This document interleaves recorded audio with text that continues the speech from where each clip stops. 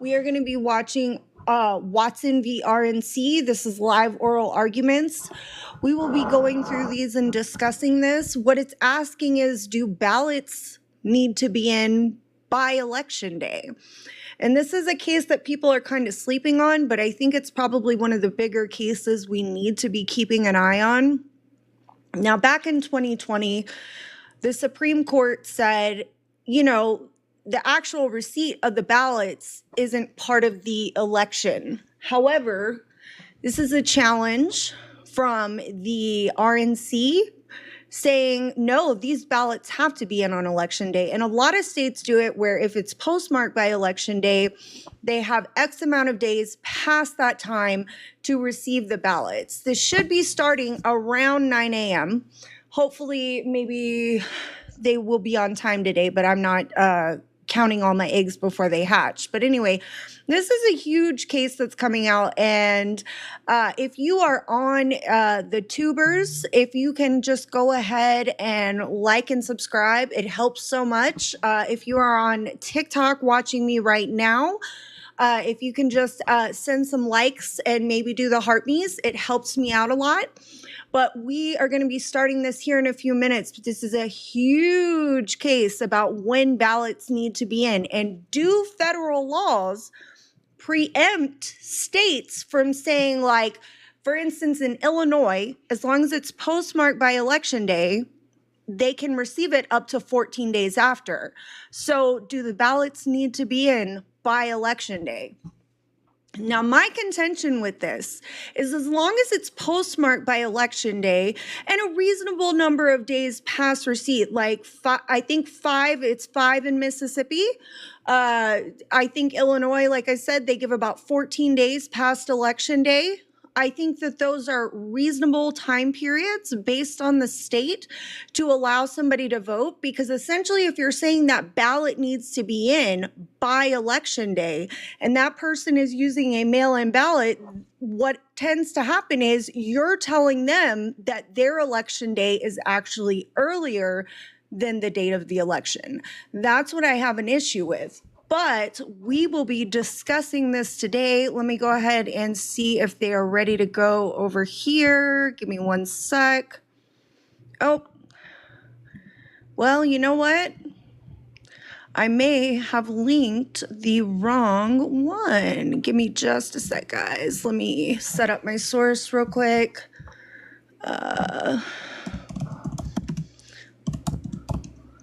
I don't know why I didn't think about that. For some reason on Safari, the oral arguments don't come through, and I have no idea why. It's so agitating. Give me just 2 seconds. We're going to go ahead and close that Safari up. Add source window. Add 2 secs. All right. And here we are. Wonderful. But anyway, yeah. Do ballots need to be in by election day? This is not a case anybody should be sleeping on, because this could upend several states' policies for mail-in ballots. Let's see what we got. Is it playing? Let me refresh real quick. Sometimes it's weird. Okay. All right. So whenever this starts, we'll start listening. But yeah. Let's see, what do I got? We should just allow ballots to be received and counted till Democrat. No, I don't believe that either. But I think like a reasonable time period to receive a ballot, I think that like the 5-day rule in Mississippi works quite well for them. But receiving ballots by election day, you're essentially telling somebody, if it's a mail-in ballot, that they have to vote early. And that's not what we do either. Hi, Dana. Hi, everybody coming in. If y'all can just tap like, follow, subscribe if you're over on the tubers, that helps out a lot. And as soon as it starts playing, I will be a little quiet. So we'll work on that. Let me make sure my speakers are turned up. I don't know that election days is reasonable bad views, because here's the problem that you run into. Are you telling people that do mail-in ballots that they must now vote early? Then you're actually not honoring our election day. So that's where it becomes a problem. And let's see real quick. There was a ruling in 2020. Give me one sec. Supreme Court's 2020 ruling in Republican National Committee versus Democratic National Committee, Mississippi wrote, reinforces that the ballot receipt is not part of an election. In its ruling on the interim docket, Mississippi said the court blocked a lower court order that would have allowed ballots to be mailed after Wisconsin's primary election day. In doing so, Mississippi emphasized the court distinguished between the date by which ballots may be received by election officials and the date which they must be cast by voters. Now, if you're telling people that they can vote after election day, that their ballot can be postmarked after election day, that is a serious problem. But if you are telling somebody that they have to be postmarked by election day, but they have a few days after for their ballot to be received, I don't find anything fundamentally wrong with that. We're telling people if your ballot is not in by election. Yeah, exactly. And that's not a good thing. Everybody's ballot should count, and people shouldn't have to be forced to vote early because they happen to use mail-in ballots. Let me refresh this again. Sorry, guys. Sometimes it takes a hot second. It's Monday, so they're going to be slow today. But as soon as it starts, I will shut up.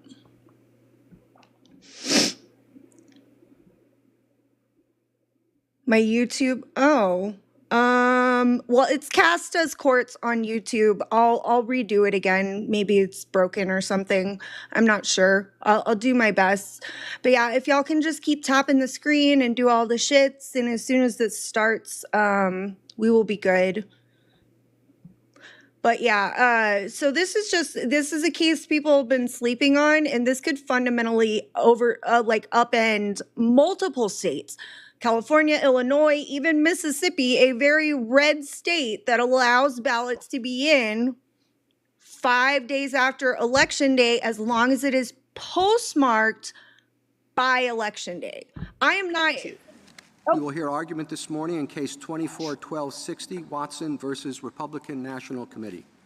Mr. Stewart. Mr. Chief Justice, and may it please the Court. States have broad power over elections. Throughout our history, they've used that power to change how they hold elections. Nowhere is that change more apparent than in Election Day itself. Congress set the federal election day in 1845. At the time, everyone voted in person. There was no absentee voting. There was no secret ballot. Voters challenged each other's qualifications at the polls on Election Day, and states received ballots on Election Day. Over time, states changed all those practices. They did so as Congress extended Election Day to all federal offices. They've done so ever since. No one claims that in setting the federal election day, Congress blocked most of those changes. The dispute is whether Congress blocked just one change, allowing ballots cast by Election Day to be received after that day. States have allowed that for over a century. Congress has respected it. No one challenged it until now. The question is whether Congress in 1845 blocked that practice. The answer is no. The Election Day statutes adopt a simple rule. States must make a final choice of officers by Election Day. That is the plain meaning of an election. As this Court said in United States versus Classic, from time immemorial, an election to public office has been in point of substance no more and no less than the expression by qualified electors of their choice of candidates. Mississippi satisfies that rule. It makes a choice on Election Day. And only that rule respects the last 180 years of state lawmaking. If Election Day must be what it was in 1845, that takes out much more than the ballot receipt laws of 30 states today. It dooms absentee voting, modern methods of voting, the secret ballot, and more. Congress did not adopt that destabilizing view when it simply set the Election Day. The Fifth Circuit was wrong to rule otherwise. This Court should reverse. I welcome the Court's questions. Just to be clear, you said in your opening statement sometimes you said the choice has to be made by election day. This is Thomas. And at other points you say on election day, which is it? I think the statewide choice needs to be made by or on election day itself when the entire electorate has voted, Justice Thomas. I think voters themselves need to make their individual selections by election day. If I give my ballot, mail-in ballot to my neighbor, is that a choice? It's a choice. It's not a final choice that can be recognized in the That's context of an election election. fraud. So is when what do it I is. know whether or not a choice is final? When you've submitted to the state, to the appropriate state election official through the designated state process. So why isn't it the rule then that the final or the formalized decision, electoral decision, isn't made? JD, until that's not done? even what's being discussed here. By the way, this is Until it's Republican submitted to the versus official, Your Honor. Republican. I think Mississippi the is choice made once arguing the voters as a whole have made an irrevocable that they should decision. be able does that to mean? receive ballots for up to 5 days after. Final choice. They've Well, cast their if I ballots. made a final choice when I handed it to my neighbor. Bet you don't, JD. But it's a final choice within an official state process, Justice Thomas, which Well, I think the ballot is an official state process. Is that enough? not enough to be known in a public way to the state. That happens when it is parted with and submitted through mail to the appropriate election official. Then it's final. If day includes a period after a particular day of the election, does it include a particular day before the day of the election? Or does your logic require a different I think this is Robert's. consideration? Forgive me if I may not be understanding the question correctly, Your Honor, but I think the key is that the election day is the day by which a final choice electorate-wide must be made. It can't be made after that day by voters or the electorate as a whole, but individual selections can surely be made before that day because there's still no final choice until you have an electorate-wide deadline. Is there any limit to that? As to how early people could vote? Sure. They fill out a ballot if you're giving them a ballot and, drop it off 2 weeks before.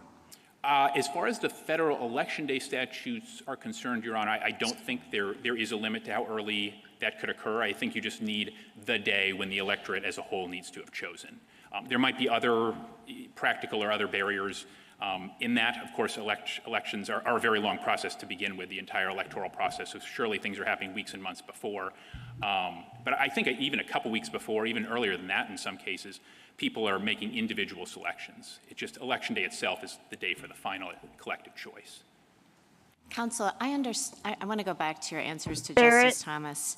So I understand that Mississippi's particular rule says that it has to be deposited in USPS or with a common carrier, but I don't understand why Mississippi's definition in the next case would preclude a state from adopting a law along the lines of the one that Justice Thomas is proposing.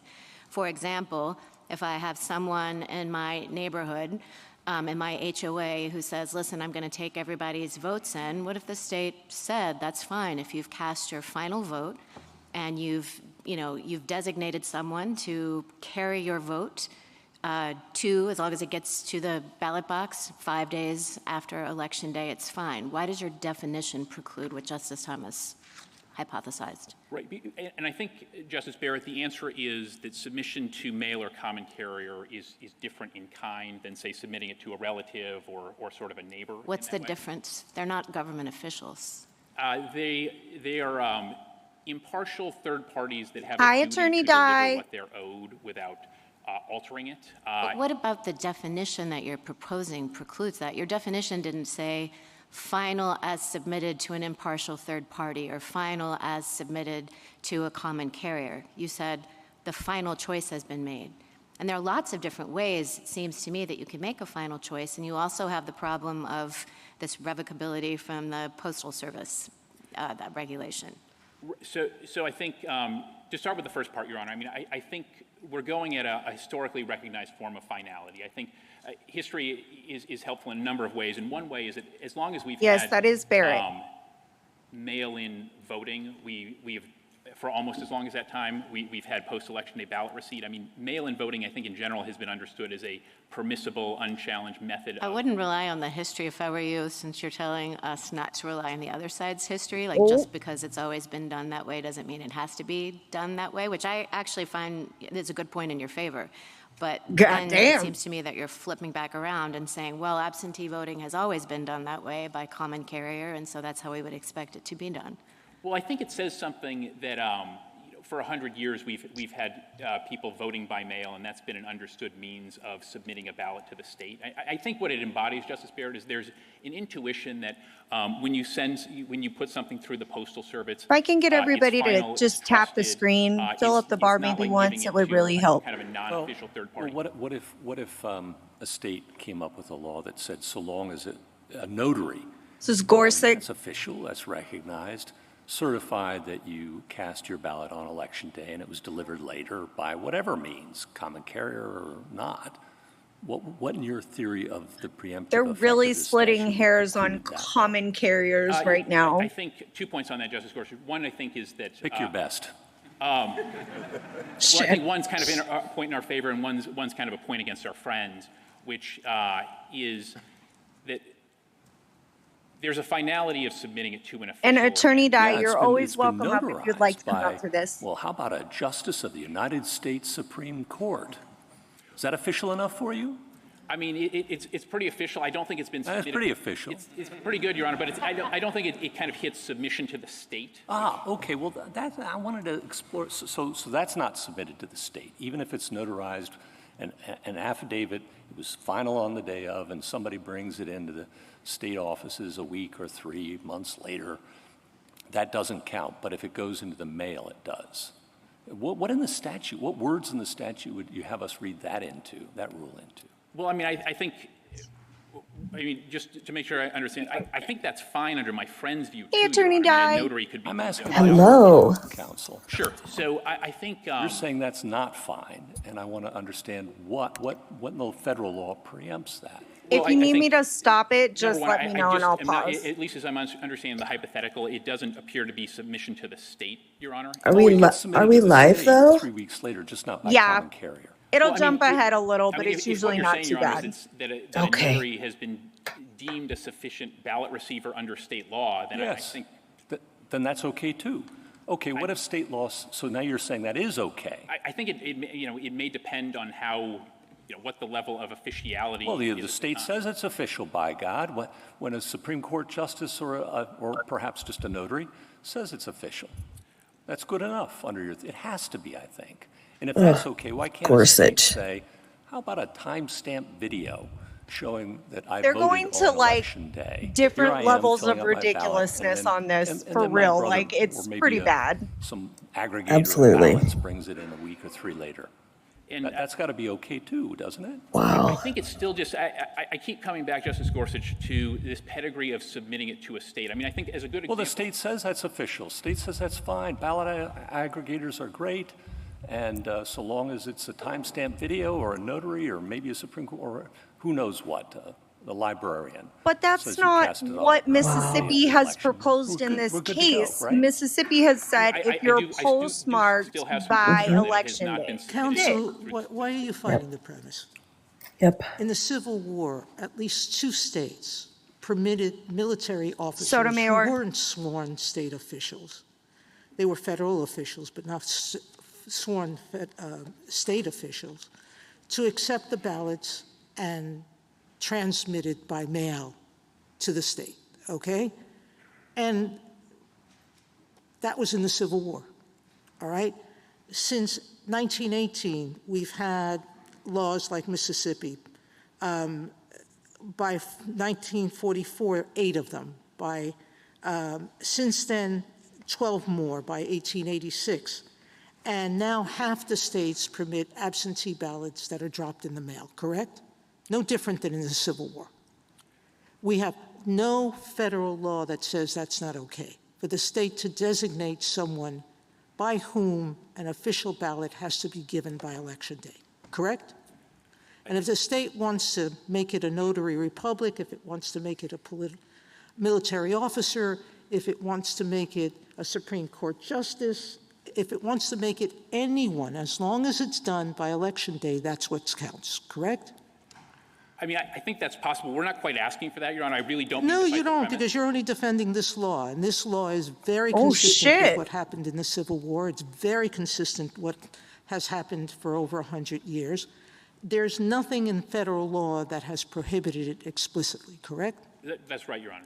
Well, right. Justice Sotomayor is asking you what I think she intends to be a friendly question, but maybe Yeah, she's trying to you help gotta think him. about Jesus. whether, you want to go that far. What if the state designates an official of the Republican Party or the Democratic Party who receives This is Alito. these ballots, collects ballots, and fills out an affidavit saying, "I received all these, and I will faithfully deliver them"? Would that be okay?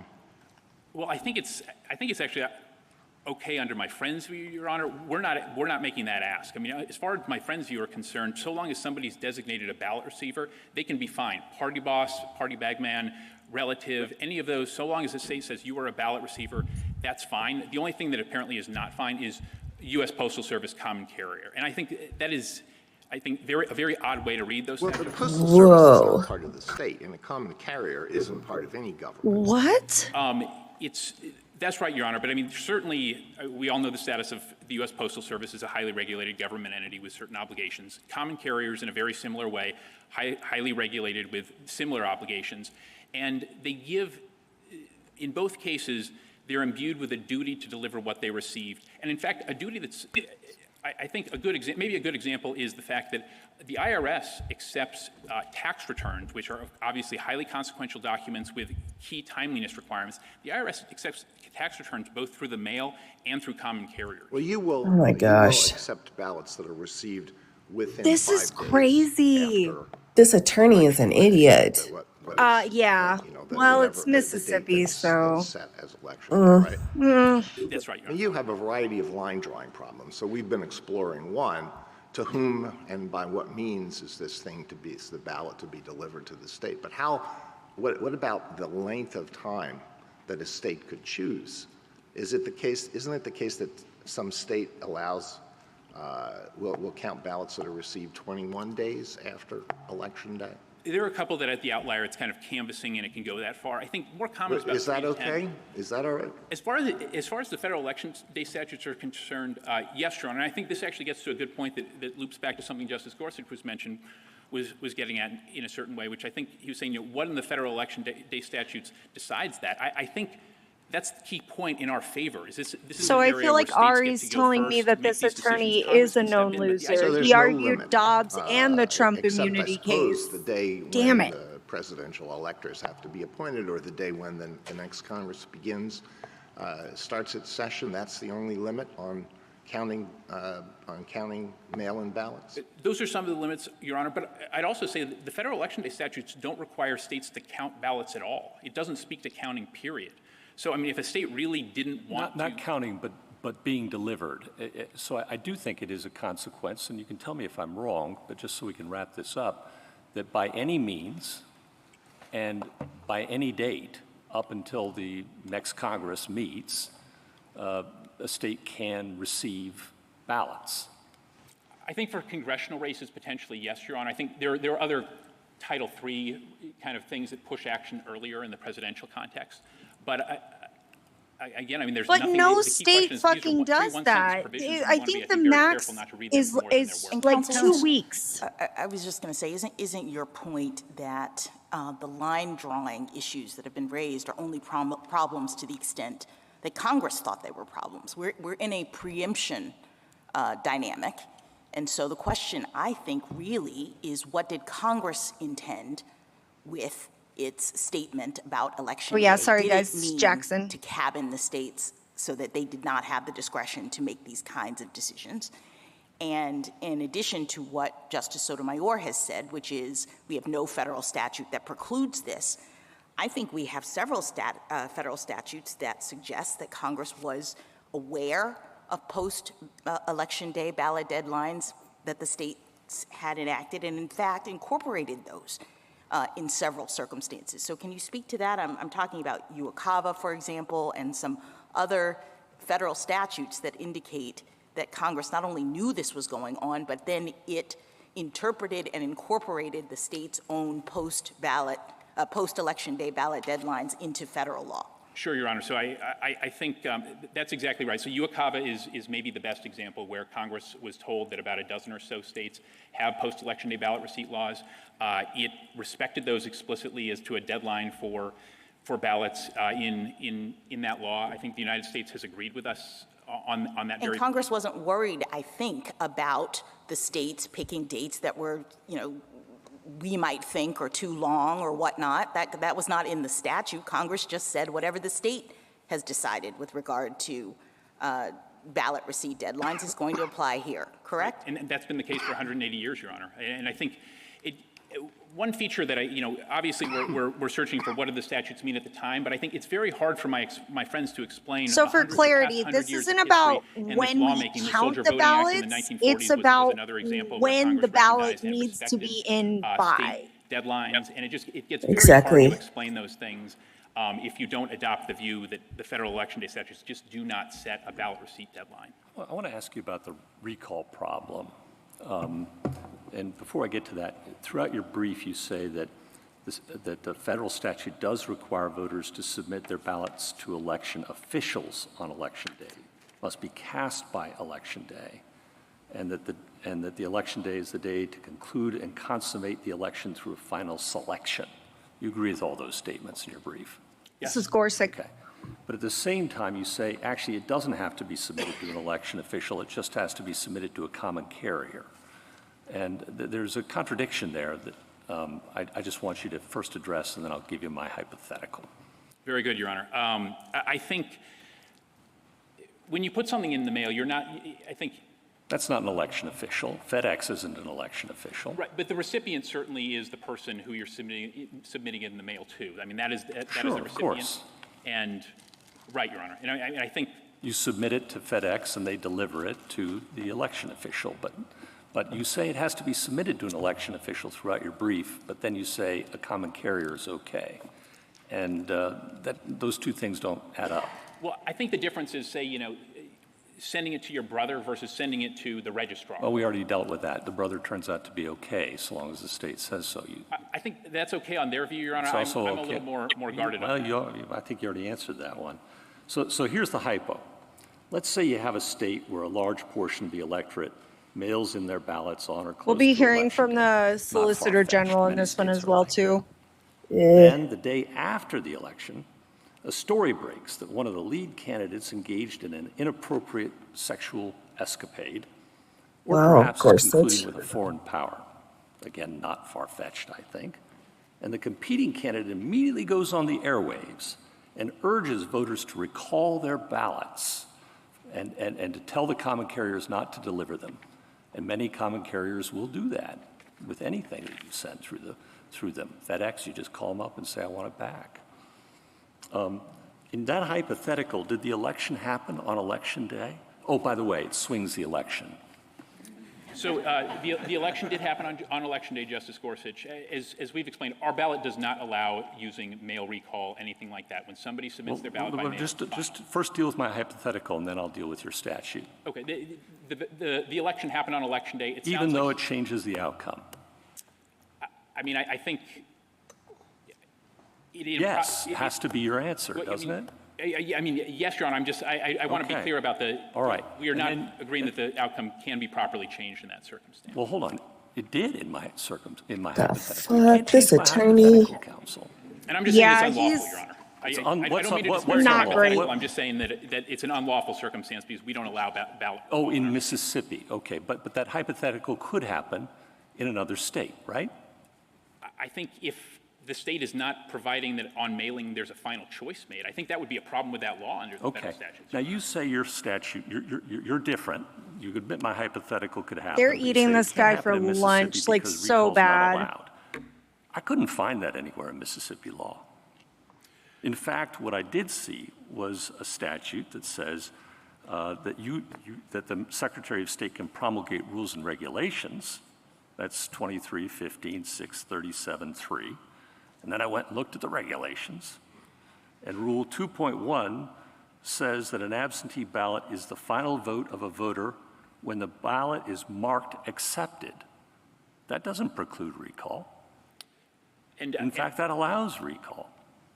I respectfully don't agree with that, Your Honor. I mean, Where does it say recall's not permitted? I couldn't find that anywhere in your statutes So or the the rules. federal think by government providing that and the ballots are final RNC when are cast under our arguing No, that it doesn't. It ballots says need they're to be final in when marked by election accepted. day. That's the regulation, Mail-in Your ballots Honor. and things Yeah, like but that have to be and done it's your and regulation. in, And like it they allows have to recall. be respectfully, there it does not by allow recall, election Your day Honor. to That Tell be me where- counted. would you read to me the Mississippi provision is that saying, precludes it? no, It's we can subsection count 3 of the these for statute up that to my friend 5 just I days read you after. subsection 3 that says that Secretary of State can make rules. And- And then I read you the rule. To ensure that the ballots are final when cast. The key But the thing rule is ballots said- are final when cast. It says, no, votes promulgated by an absentee ballot, that the absentee ballot, person's absentee vote is final. You can make rules about when they're final.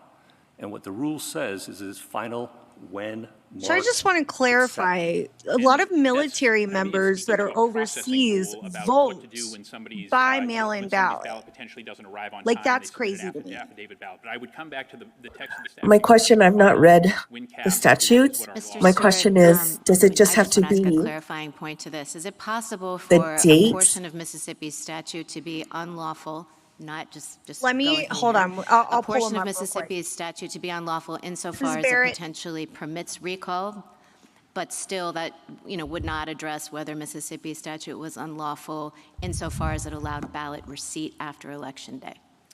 What if it had to be posted Yes, by Your Honor, I think election one day and possibility would be like, received hey, 5 look, days you later? need a more unambiguous finality here, and you need to foreclose recall period, full stop. Okay, and on this question, I just want to make sure I understand what you're saying. When you said, yes, my friends on the other side say it's okay for private parties to deliver just like you do, are you saying that that's just a manner of receipt? And whether the ballot is received before or after the election, on all sides, everybody agrees that absentee ballots can be turned in by having, the neighbor, the So party we're dealing with operative or 3 whatever, different scoop them statutes up that they're looking and at. bring I'll them put to them the- up here the on the ballot screen box? real quick for Your Honor, I a mean, minute. maybe, I'm not sure if I answered the earlier thing as crisply as I could. I'm not comfortable with the neighbor piece. I do have serious concerns about that. But is that tied to the ballot receipt problem, or is that just tied to, hey, maybe this is an unlawful way of executing absentee balloting, regardless of when the ballots make it to the official? I think it's the finality of the choice that has to be done by Election Day. And Okay. my concern is that if you're not sending it by mail or common carrier. You're getting caught up, counsel, again. So Could you this go is the back to first one, question? this Justice number Barrett is 7 not right here. arguing with you. Fair, Your What Honor. she's saying, and what you said earlier is, and you believe that under your adversary. And I don't see anything opposing super counsel's specific on theory, there you can give regarding it to like the RNC latent ballots. operative. You can give it to anybody, and so long as it's next received one on election day is by the state, that's okay.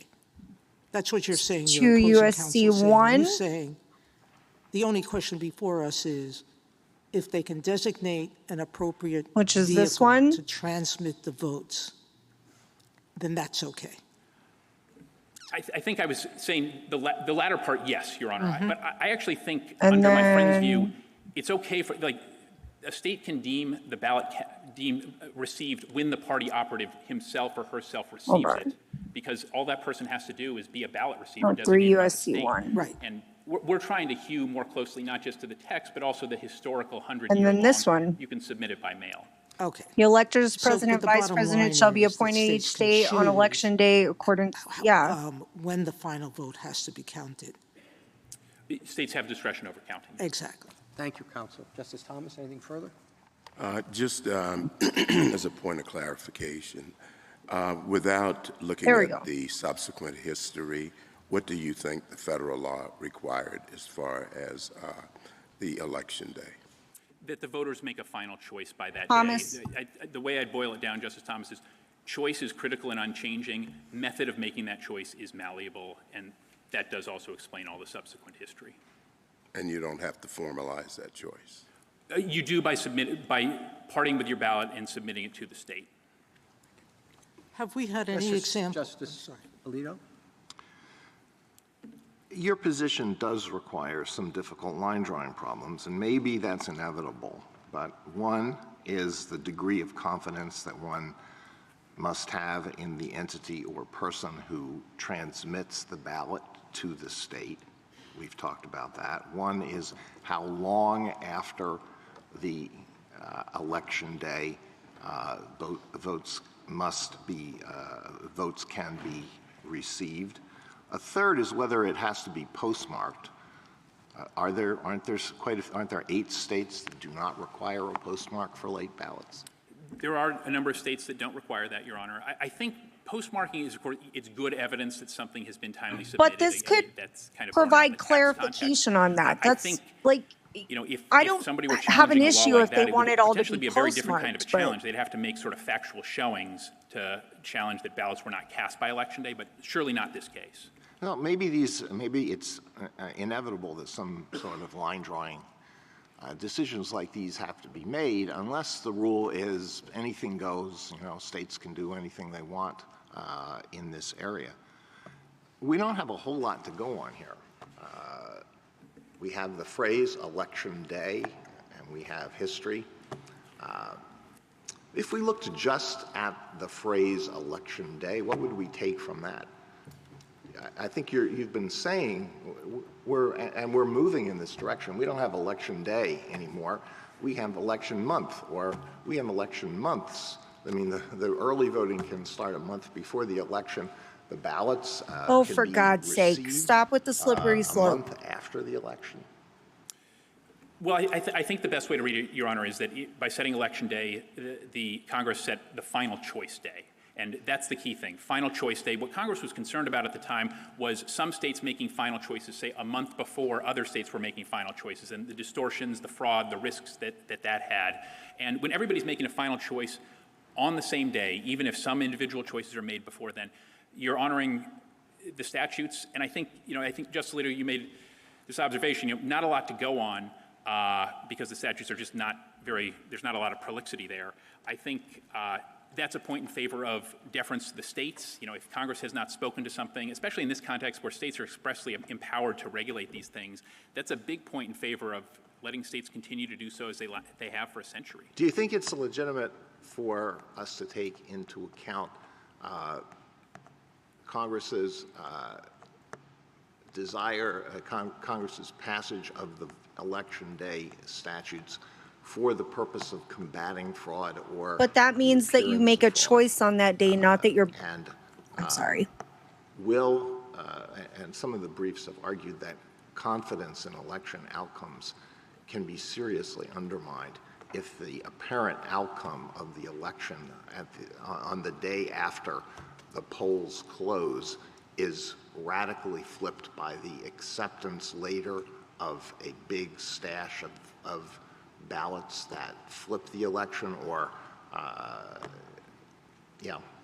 think you got ballots that are delivered by somebody, by a neighbor, and this case absolutely will affect any type of mail-in ballot. I think the best way to do it is to honor the statute's purpose, but doing so by respecting the statute's text and animating context. And what these statutes were getting at was not just any kind of fraud writ large in all elections, which no statute could do, but a situation where, state one votes, has their election on one day, ends it, and state two, neighboring, has its election 3 weeks later. Because the concern would be, let's say state one goes for one party, and then state three goes for the other party with a huge turnout for that other party. You could have potential fraud. People went across state lines and voted, or you could have the appearance of that sort of fraud, even if it didn't actually happen. Like people just said, oh my gosh, they voted for that person. Big turnout. So I think that's the kind of thing that animated those statutes. Whereas fraud writ large was not a good example. I do think it's notable that my friends with the United States, obviously they've sounded the anti-fraud theme. They haven't cited a single example of fraud from post-election day ballot receipt in this century. Thank you. I'll let my colleagues have it. Justice Sotomayor? Has there been any history of voter recall in the mails in Mississippi? You say the law doesn't permit it, but has there been any history of it? None that I've ever heard of, Your Honor. I mean, this isn't something that was raised until the appellate reply briefs, and nobody cited a single example in history of it. All right. And I understand. It's pretty rough. Justice. Yeah. Case is Alito's important with this questions dumb about of an the policy attorney. questions of what will Painful. create discomfort or not. Listen, I don't But like the it when they're like, Constitution I haven't vests heard of the that. issue Like, of that's elections not a solid in the land. states? Like, it's your job. You should know. Unless superseded by Congress. Yes, correct? exactly. So if there is a policy question to be had, the entities to decide that are the states and Congress, not the courts, correct? That's right, Your Honor. And absent a law in federal law that suggests that absentee ballots must be received by a certain time, there's no explicit requirement of that, correct? Right, Your Honor, or even implicit. And the implicit, we have the military acts that since World War II at least, and the Civil War, I should go back that far, have permitted absentee ballots to be received long past Election Day, correct? We have a very long history of that, Your Honor. Exactly. So the people who should decide this issue are not the courts, but Congress, correct? Right, Your Honor. I think The states and Congress. that's right, Your Honor. And as I was mentioning in my colloquy with, I believe, Justice Alito earlier, I mean, that's kind So of the I structure of our hope system. what they States go press first. If Congress doesn't like the it, it Solicitor overrides. General on And I think in Justice Scalia said for the court in Arizona being RNC a tribal, is we that respect if what you Congress said demand as far as it that went, but all no farther. mail-in ballots are And due by that's kind of the Election history of Day, voting and are election you law in the not country. One indeed last question. pushing up With Election respect Day to for history. people who utilize mail-in History is ballots? informative of what's Their been Election permitted Day by will not be the Congress, same because as what we're everybody looking for else's, and is I what think that's understanding inconsistent. Congress had with respect Or to if there's elections. some problem receiving it, that could be a violation of their right to vote. And it doesn't Yep. talk about the receipt of absentee ballots after elections at all. So we look to the history of whether Congress has accepted it, correct? I think that does help here, Your Honor. All right. But the attempt by some of the amici here to brutalize this inquiry and say that history tells us how elections must be held and on what date and when receipt can happen or not happen, why is that not an acceptable way to look at this? Well, I think the difference between Bruin and here, Your Honor, is that in Bruin, the court, the question at issue, whether a restriction on firearms is consistent with our historical tradition of firearm regulation, there's a rich history addressing precisely that issue, sometimes through analogy, but very much, Bruin itself, I believe, I want to say 40 pages of history just analyzing those things. We don't have anything like that, a rich history suggesting that Congress was even thinking about locking in Election Day ballot receipt or anything like it. It was addressing different things. Thank you, Counsel. Thank you, Your Honor. Mrs. Kagan? I guess, Mr. Stewart, your answers to Justice Sotomayor's questions leave me unsure about what you think about these appeals to history. You've said that there's not a lot of text here. I agree with that. I think that the way this case has been argued all around suggests that that's so. So then we're left with history, or are we left with history? You seem to appeal to history sometimes. Justice Barrett said this, but then repudiate the appeals to history at other times. And I guess I want to know what we're supposed to be doing when we're looking at this statute and deciding this question with respect to all this historical evidence, scant or not scant as it may be. Sure, Your Honor. So I think the best way I can break it down is this, is that history's informative here, and the way it's most informative is that since Congress set, throughout our history, and certainly since Congress set the federal election day, election administration in our country has been very, very dynamic. As I tried to highlight in my opener, it was one thing in-person, on-the-spot qualification checks by fellow voters, ballots were naturally received on election day, all those features. As soon as Congress had a reason to alter the methods. But I think the reality here is that this is not a question for the courts. This is a question for Congress. Congress can mandate this. The courts shouldn't be able to. History shows that election administration is dynamic. States have wide leeway. They just have to make sure that the voters make a choice by election day. Thank you. Thank you, Your Honor. Mrs. Gorsuch? Almost done, Mr. Stewart. You emphasized to Justice Kagan and many others that the final choice, at least, has to be done on Election Day. And so recall would be a problem for you if it could happen. But you say that doesn't happen in Mississippi. That's your position, right? Right. It's not permitted. If recall could happen, that would be a problem for your position. I think there potentially, I think Because then it wouldn't be a final decision on Election Day, right? That's right, Your Honor. I think Okay. there'd still be a factual question, though, whether I still have not been cited anything to say that recall is actually a thing that can happen in the world. I understand, but if it could happen, that would be a problem for your theory because the final choice wouldn't have happened on Election Day, right? Fair, yep. Okay. So you say Mississippi prohibits it. We've been through whether that's the case or not. Very good. But let's say it did. Let's say there was a law prohibiting recall. How would it ever be enforced? Because how is a state to know? And how is even a common carrier carrying an envelope to know whether that is a ballot that needs to be recalled? And who are you going to prosecute? Well, I think it could be enforced similar to other voter things. I mean, in our state, there are notarization and affidavit requirements, signing things. I think one of the, if it were critical for the voter to say that there will be no recall, the voter could say, I hereby commit that I will not attempt to or recall this package in any way, shape, or form. They could just add that, sign it. I take the point about proof problems, but I mean, gosh, Justice Gorsuch, I mean, violating state election laws in a state that really is anti-fraud and really takes wide measures to enforce its laws, that would be quite a thing for a voter to do. Well, in my hypothetical, which, you say is unlikely, to swing an election and all of that on recall. Can't get cheeky with Gorsuch. He'll cut you. If history teaches anything, scant or not scant. He is my favorite soon as salty something's judge, allowed, it even will though I don't happen agree with him a eventually, lot. When he right? gets pissy, it makes me laugh. So somebody, that my hypothetical happens and everybody recalls it. Their ballots. I'm just not sure what recourse the state would have against people who violated its anti-recall law. I mean, if people are, say, recalling things through a common carrier, there's going to be some record that they recalled those things. A state. How's the state ever going to find out about it? I mean, I think the same way. You're going to go prosecute individuals? I mean, Your Honor, I'd say like if somebody is lying in an affidavit that they're not going to recall something, I mean, if people are doing that with impunity, we have quite a problem. But it is a problem that the state can address and enforce.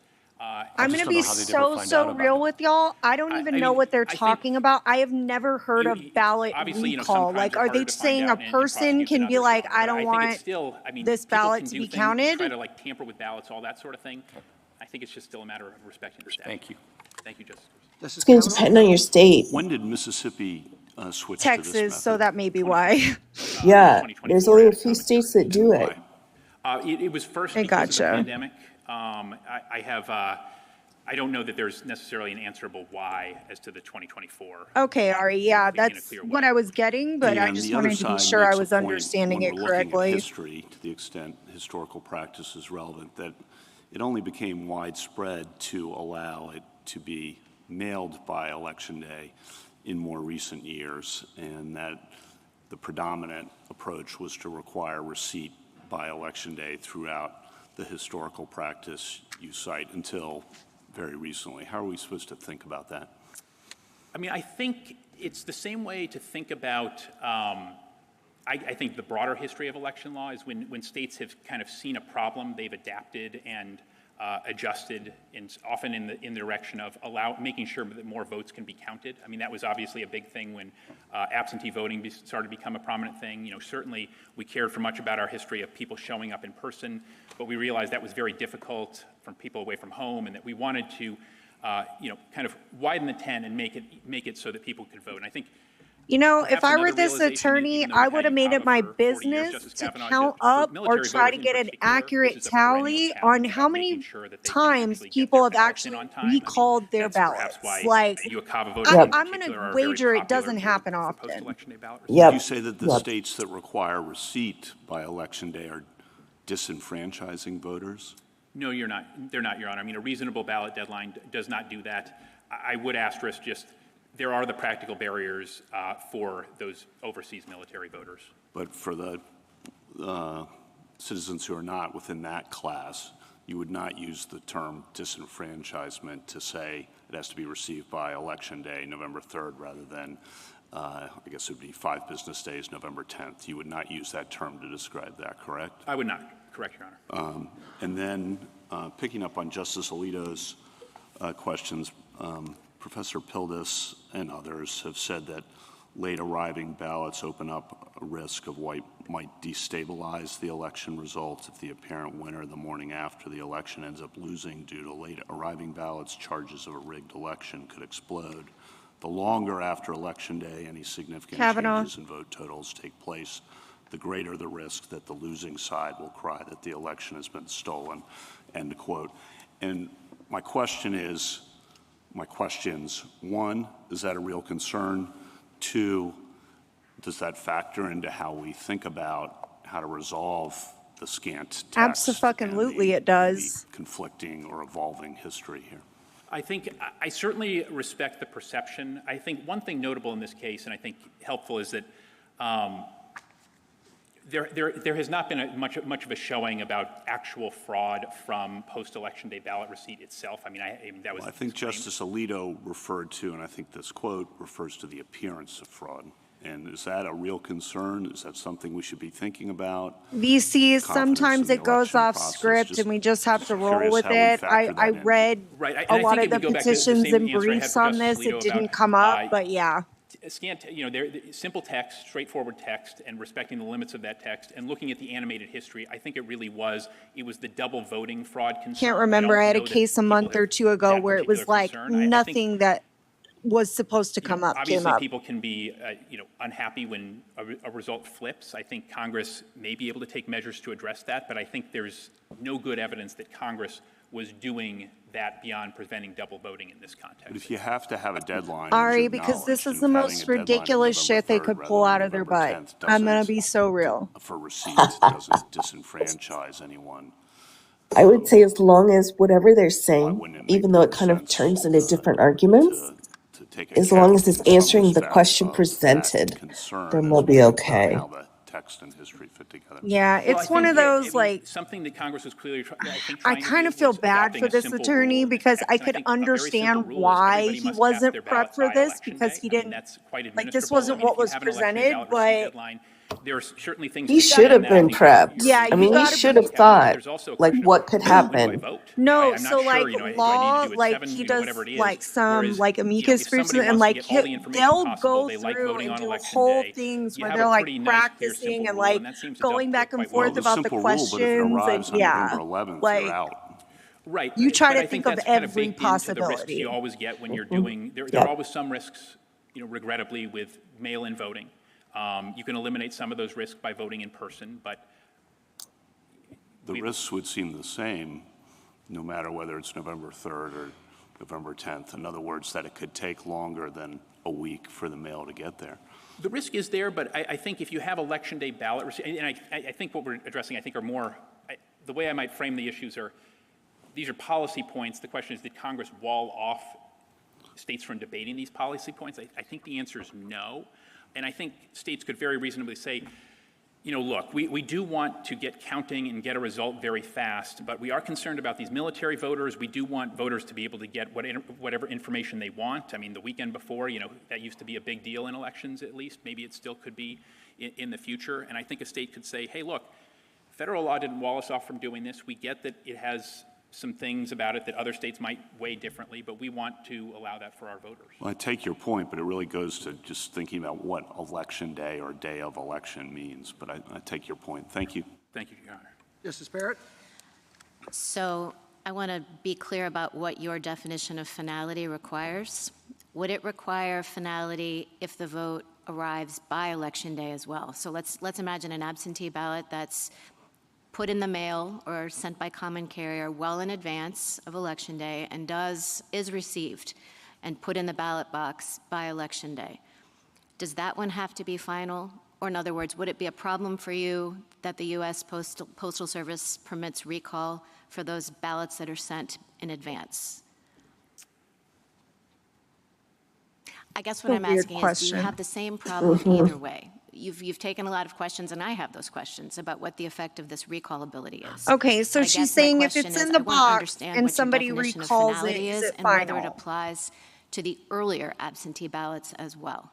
Do they have to be final such that it would be illegal to recall them pursuant to whatever regulation the post office has? Right. I think I got it. It really tangles everything up. I mean, I think In theory, if Election Day has If not states passed, permit there could recall, be then it just is what it window for is. somebody- Like, that's gonna have to So be it would be decided by the okay. It state, wouldn't but be this illegal isn't for somebody like to recall a ballot such a huge issue. before Election Day. I guess I don't understand why. I mean, if a state allowed that, Your Honor, I mean, we don't So allow it would be okay for the state. I know you don't allow it, but Right. I guess I guess I'm struggling because if your definition of the election or the vote or casting the vote requires finality, I'm trying to understand why that would be different before the election. When I'm saying before the election, I'm talking about receipt for earlier sent absentee ballots and for later sent. It seems like the same rule should apply regardless, but it seems like you're saying something different. Yeah, I guess I'm having a hard time conceiving kind of a dual track rule in that circumstance. So would it be, I let got me you, try to put DC. it this way, would it be illegal for a state to permit absentee voting, but permit recall? Or just kind of be silent about this Postal Service regulation that permits recall or anything a common carrier did to permit recall? Is recall a problem even if it's a possibility for those earlier absentee ballots? Because you can't consider them final. All these questions that you've been taking are about whether you could really consider the ballot to be final if you could recall it. So I'm asking whether that same finality test applies for the earlier ballots.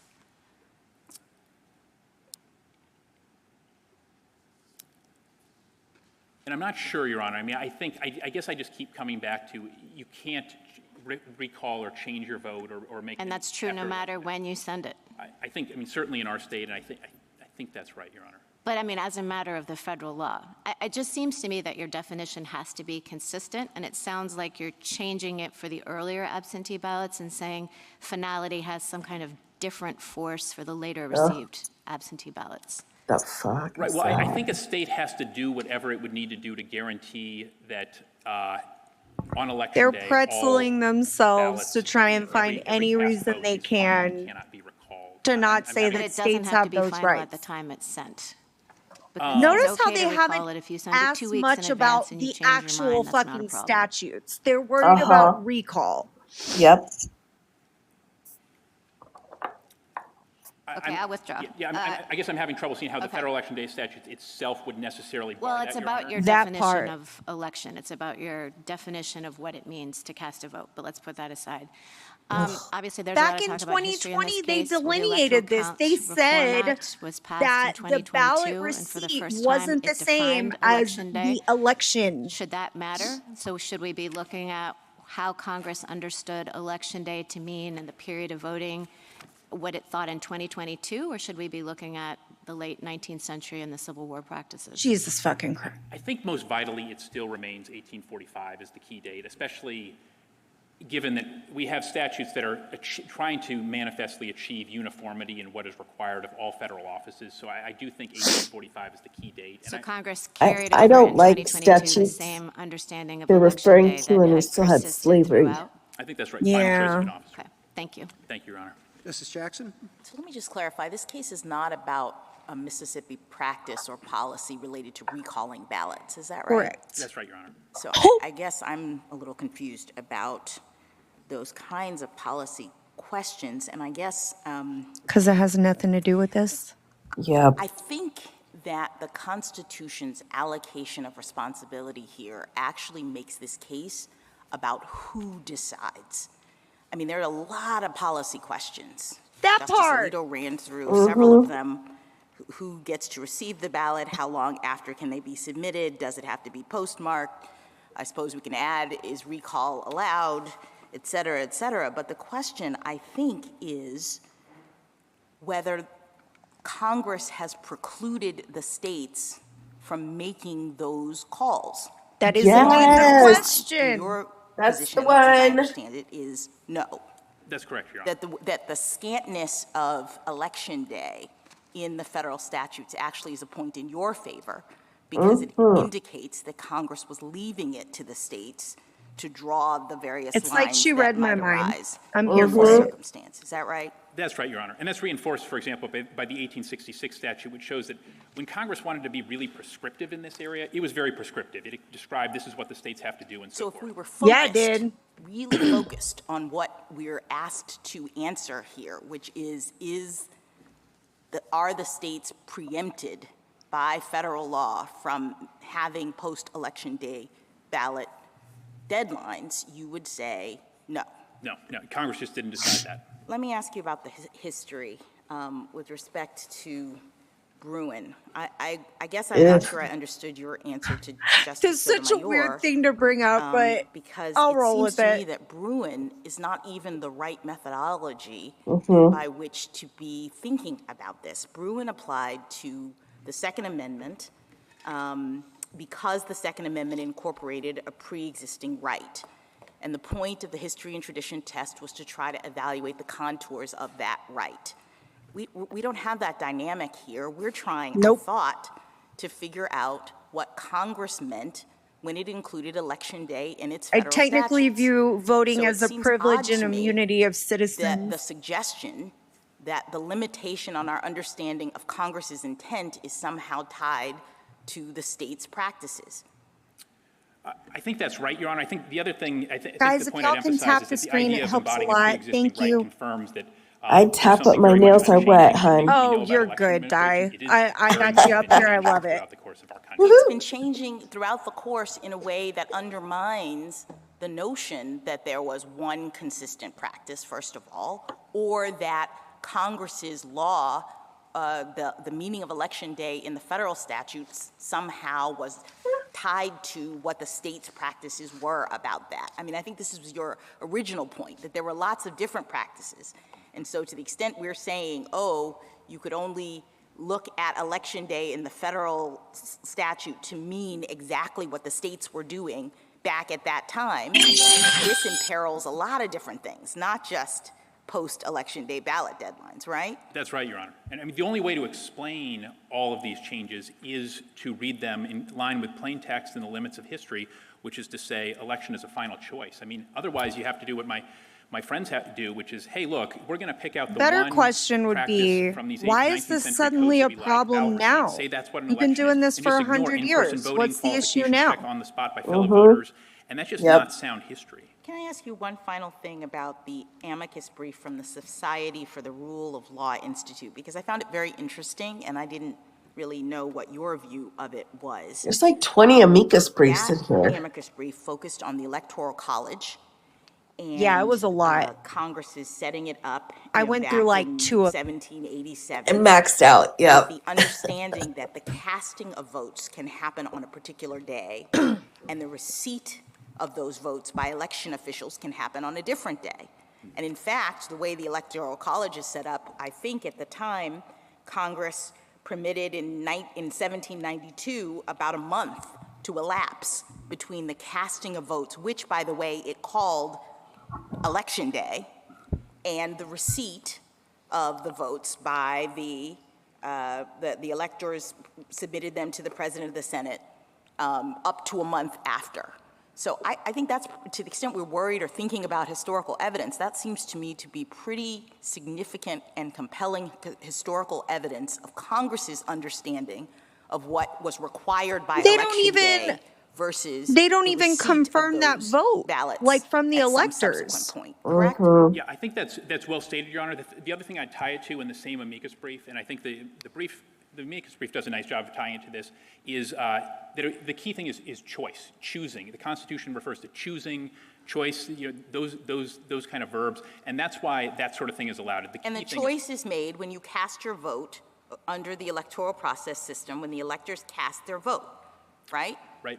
And that is distinguished. I'm just trying to make clear that the casting of the vote and the receiving of the votes historically have been conceived of as two different things that can actually happen at different times, right? I think so, Your Honor. Thank you. Thank you, Your Honor. Thank you, counsel. Mr. Clement? Mr. Chief Justice, and may it please the court. All agree that elections for federal office have to end on the day of the election specified by Congress. And all agree that you can't have an election unless you receive ballots, and there must be some deadline for ballot receipt. Nonetheless, Mississippi insists that ballots can trickle in days or even weeks after Election Day. That position is wrong as a matter of text, precedent, history, and common sense. 5 Mississippi days. all but concedes 5 that the days. original public meaning of election included both offering to vote and the receipt of that vote or ballot by election officials. And of course, the key distinction between voting and an election is that an election involves the combined action of voters and election officials, as this court underscored in its decision against Foster against Love. And of course, Mississippi insists that at the time these statutes were passed, ballot receipt and the casting of the ballot were so inextricably intertwined, no one would have thought of one without the other. That seems to me to be a damning admission, but it also ignores the advent of field and proxy voting in the Civil War and the enormous efforts that states went to ensure that all of the ballots, whether by proxy or by field vote, were received by Election Day. In the state's view, all of those Herculean efforts were for naught or were entirely gratuitous. Now, the state's position actually works even worse as a matter of common sense. If somebody in Gulfport the day after the election asks, is the election over? The common sense answer is, no, it's not. The ballots are still coming in.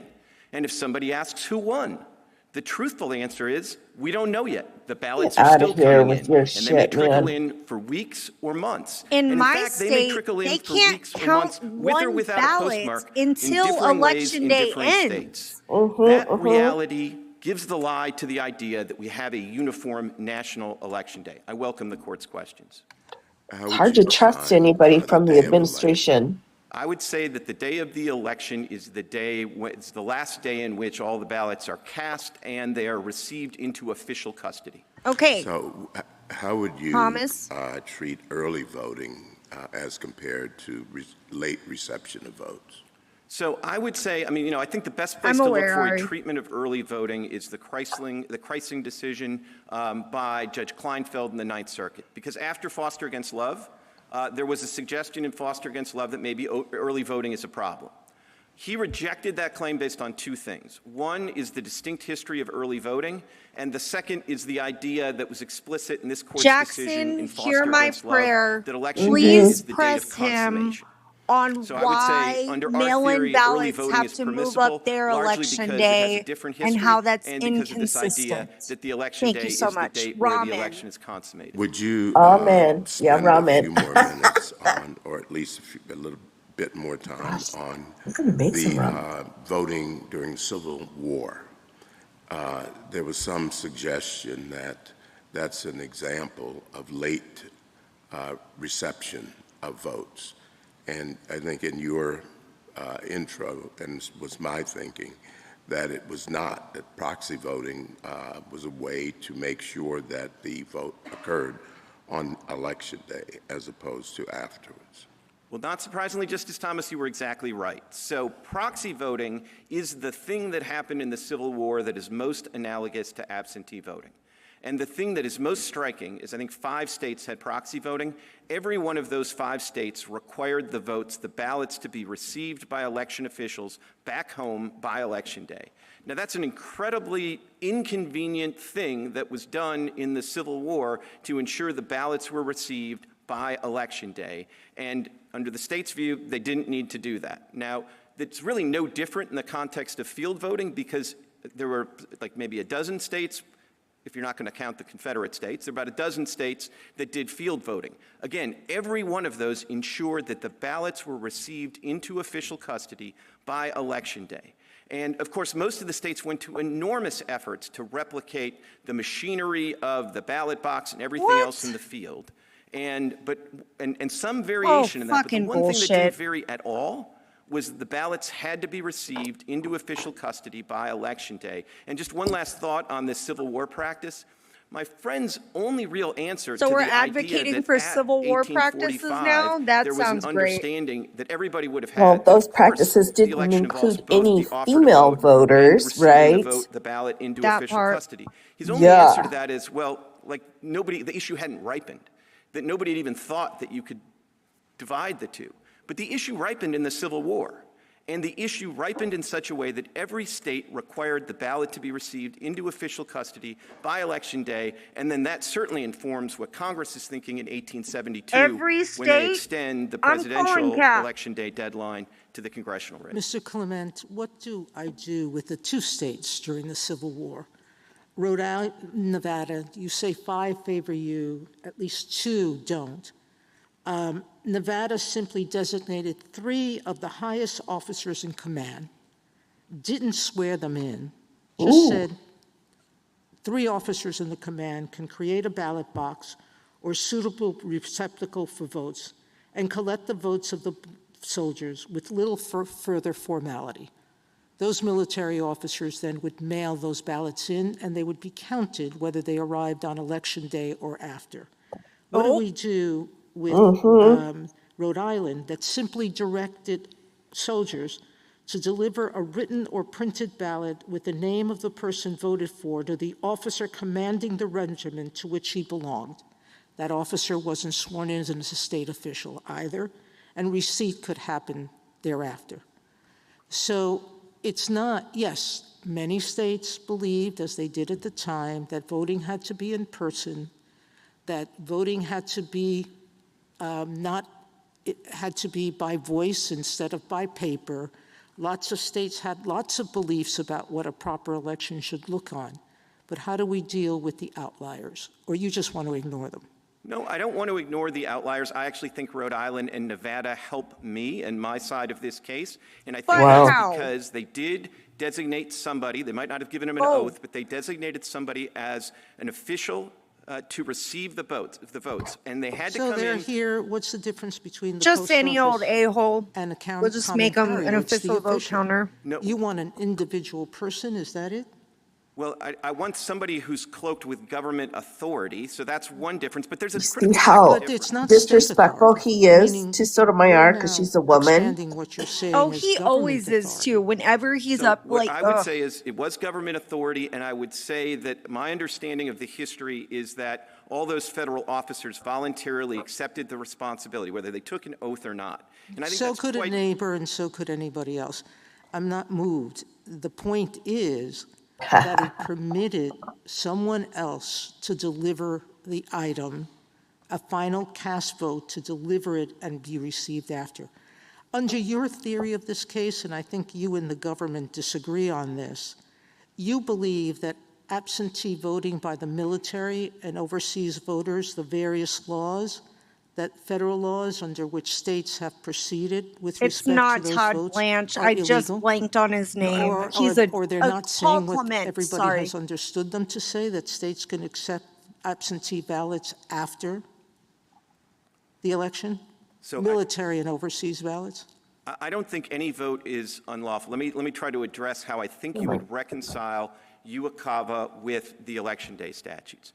And to start, I think it's important to recognize that UACAVA is not limited to the federal general election. I'm just glad it's not Sour doing this, because, applies oh to my primary God. elections, to runoff elections, It's like to special RNC. elections, and I don't federal want to be general rude, elections. The Election you know, Day with statutes people with only disabilities, apply to you know, the general but federal election. damn. So the way I would reconcile the two is to Nah, say that all the references he's got in that UACAVA to RFK state voice going, deadlines are and it perfectly drives me fine, not nuts. preempted Yeah. at all, not displaced at all, not even anomalous.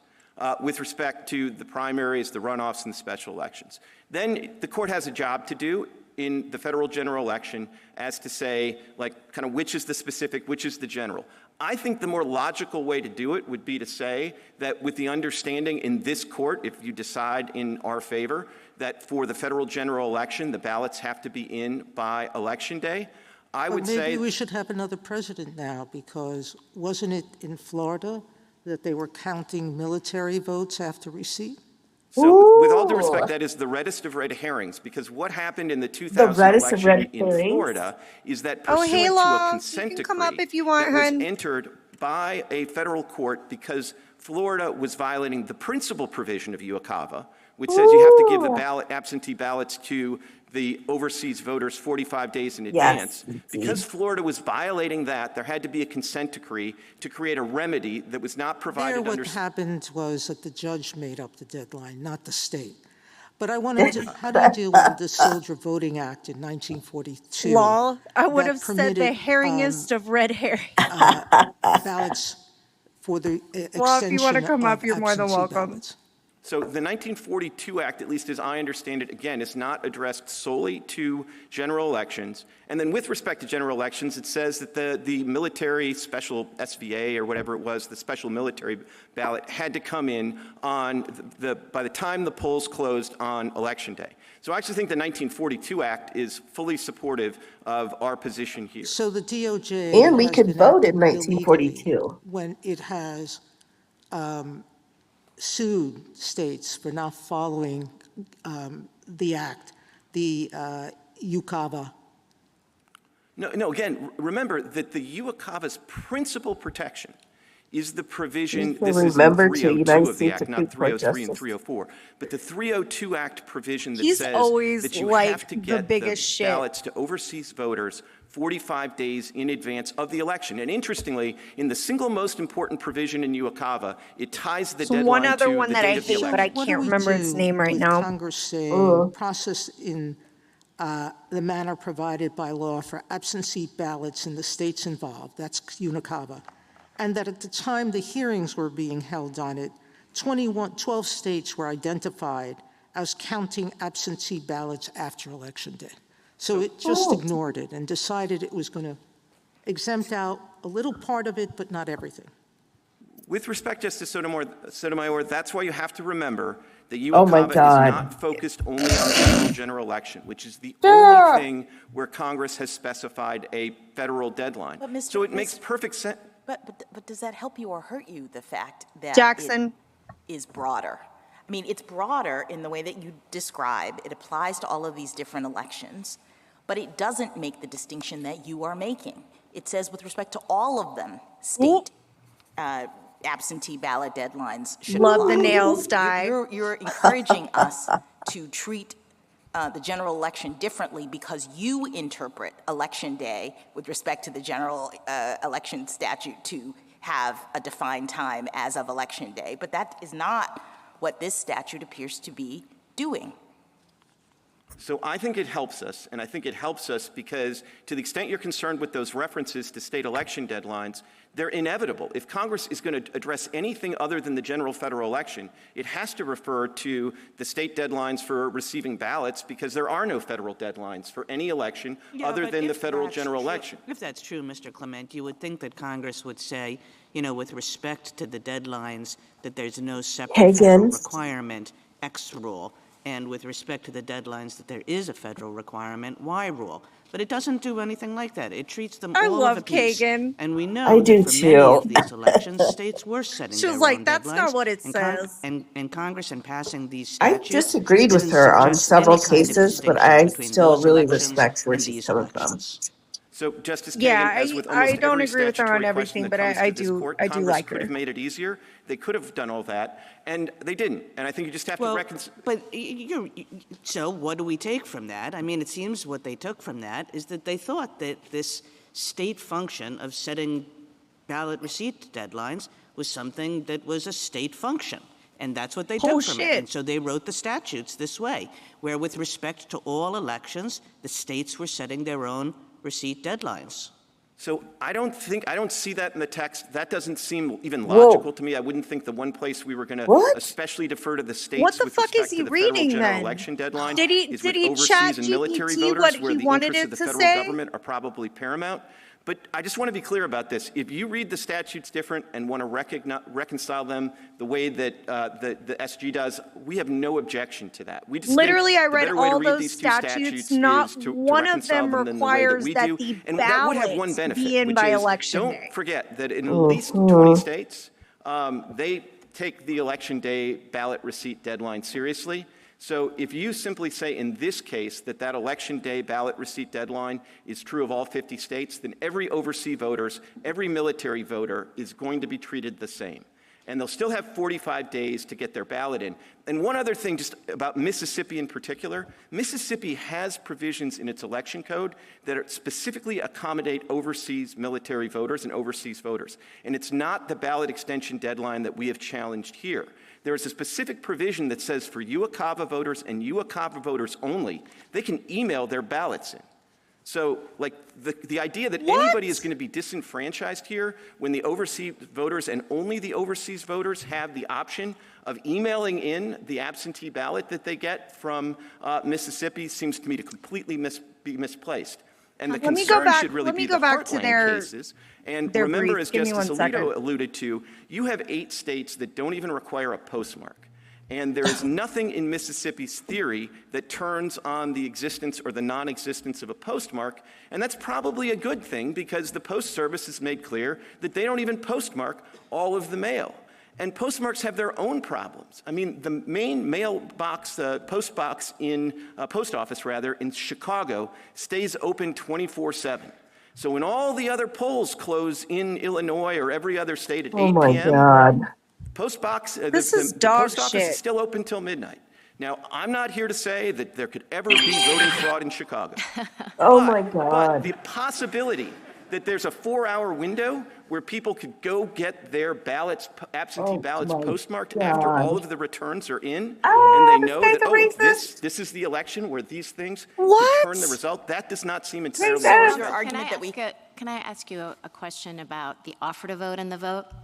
So historically, it seems like the offer to vote was then you had to adjudicate the voters' qualifications, and then if the qualifications were met, then the official received the vote, and then it was put into the ballot box. And as I understand it, Mississippi still has sort of a similar system because they have to adjudicate voter qualifications as well as accept the vote. So you sometimes say, you in the United States, when the ballot box closes, and you sometimes say receipt. Are those two different things, and do the voters' qualifications have to be adjudicated by Election Day as well? I don't think they're exactly the same thing. I mean, in some sense, I think the ballot box closing is a nice kind of common sense capture for the idea that the election ends on Election Day. Now, I think with respect to the voter, the qualifications challenge, rather, most of that is solved in the current system by registration requirements, which they didn't have historically.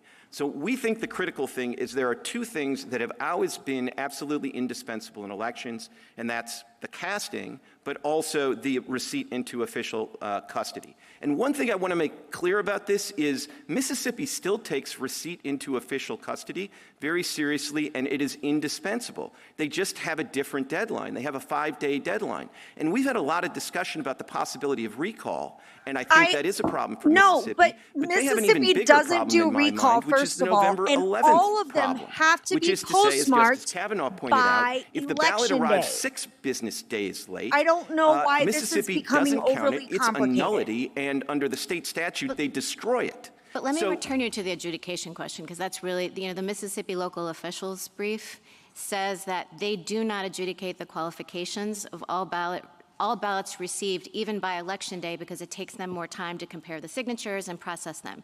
And I'll just get cut to the chase. The heart of my concern is that historically, it seemed like both of those things happened on Election Day, whether we're talking about Civil War, voting on the field, et cetera. But I understand that under your theory, we can separate those and say that only receipt matters, but adjudication can in fact happen afterwards. Is that correct? I mean, that's the position we're taking in this case. I mean, I haven't, I've spent enough time studying the Civil War history on ballot receipt. But then you've effectively moved up everybody who's mail-in voting's Election Day. My sort of first they cut can't answer vote on standing Election here Day. That's is a that can be huge understood problem as part in of the canvassing process, and that can take place after. But I guess why can you separate out, if historically those two went hand in hand, that the qualifications, there was the offer to the vote and vote, it seems odd to say that the election is concluded by receipt when historically both of those things happened at the same time. So why is that one piece of history plucked out? So 2 things. One, maybe I have another challenge that I haven't thought of, so I don't want to utterly foreclose that. But the reason I'm focused on ballot receipt is A, it's what's directly at issue here, but also B, it's the thing that to this day every state considers indispensable. No state. Washington is the one that lets 21 days go by, but no state says that you don't have to have a ballot receipt deadline at all. And under Mississippi law, it's not, despite what they want to tell you, the ballot is not final when it's submitted. The ballot is final when it's received by election officials within 5 days. And you can have all the certifications that this was before Election Day and I have it notarized. And if it comes in on the 6th business day, this is the November 11th problem. What the state does is they treat it as a nullity, and under the state statute, they direct it to be destroyed. So the ballot doesn't become final just when it's submitted. The ballot becomes final when it is submitted, and under Mississippi law, it is received into official custody by the registrar within 5 business days. That's finality under Mississippi law, and our humble submission is finality should take place on Election Day. Thank you, Counsel. Justice Thomas, anything further? Justice Alito? We have lots of phrases that involve 2 words, the second of which is day. Labor Day, Memorial Day, George Washington's birthday, Independence Day, birthday. Oh my God. And Election Day. And Emerald they're King all Day? particular days. So if we start with that, if I have nothing more to look at than the phrase Election Day, I think this is the day in which everything is going to take place. He just makes me want to throat punch him, you know? He hurts my soul, Di. Like, it's, I literally got banned for bullying Alito one night. What would people have thought Oh my those gosh. days is meant by this What? Election Day? Which of those should we choose? Which of those days Might be should we worth it, choose? though. Well, Oh, I totally think took you could that choose 4-day any of ban. the I was 3. like, I'm mean, good with it. honestly, I think the single best one, if you're just going to choose one, is 1872. And the reason I say that is because 1914 is the latest in time, but that's the one that Congress gave the least thought to because it was right after the 17th Amendment. And they just said, yeah, whatever the rule is for the House of Representatives, we'll use that for the Senate. Okay, We so couldn't in vote either of those 1872, times. Someone sees Election Day, and maybe they start with the idea, okay, it's a particular day, and then they say, but I remember the Civil War. And a big exception was made. There were different practices. Law, will you make an appeal to heaven that they bring up the issue I've been wondering about, which is why the hell mail-in ballots need to be, their election day needs to be moved up if they decide on this, please and thank you. What would an ordinary person have thought Election Day meant in 1872? Alito can appeal these nuts. I think they would have said that's the day by which, at a bare minimum, the ballots have to be cast and received into official custody. And I think they would have, to the extent they were thinking about the Civil War history, I think the thing that would have impressed them is that even at a time of great national emergency, every one of the states insisted that the ballots be received into official custody by Election Day. Whether But by they just proxy told or you by that field didn't voting. happen, Nobody you said, fucking liar. you know, it's a civil war. Let's give them a month. Nobody said that. And people literally went into harm's way in order to do field voting, and they all did it by Election Day. That seems to me to powerfully reinforce the idea that in 1872, if you told anybody, hey, all this means is you got to cast your ballot, but the state can receive it for up to 21 days later, with or without a postmark, I think they would have thought that you were talking about a different country. Well, let's take the last Well, of the days. only if you're talking about the 1814. men. My understanding is that Maryland departed from your position a couple of years after that. Did anybody say at that time, wow, Maryland is violating the Election Day statute? Thank you. I don't know that they did in 1918. I don't know all the details of that. I think actually the first couple of these statutes that my friends try to count really are something different, which is they really allowed you to sort of vote in one district by Election Day and then have that election official give it to another election official. So I don't think some of those count. What I would say, though, is in 1944, we did have the right then. Montana passed an extraordinary law that tried to extend the ballot deadlines for ballot receipt, and they did it in World War II, and they did it for the best of intentions. And in the Maddox case, which the parties cite in the briefs, it's this kind of extraordinary case where the Republican Party and the Democratic Party of Montana both joined forces to go to the Montana Supreme Court and said, is this law lawful? And the Montana Supreme Court said it's not lawful, it violates state law, but they also said it violates the federal law specifying Election Day. Okay, thank you. Justice Sotomayor? But the rule of decision was based on state law in Maddox. What is it? That I part. disagree. I mean, you can all read it for yourself. I mean, I know my friends on the other You side can say all that. read it I've for read the case yourself. like You know, 7 times. in Don't say D.C., that. I vote by going to a ballot box that's on the city streets, all over the city streets. Is that receipt by a state official? I just go to the ballot box, it's locked. I don't know and don't remember if it's time-stamped or not. But the city, I don't even know if it picks it up before Election Day. It certainly picks it up at some point. Is that legal under your theory?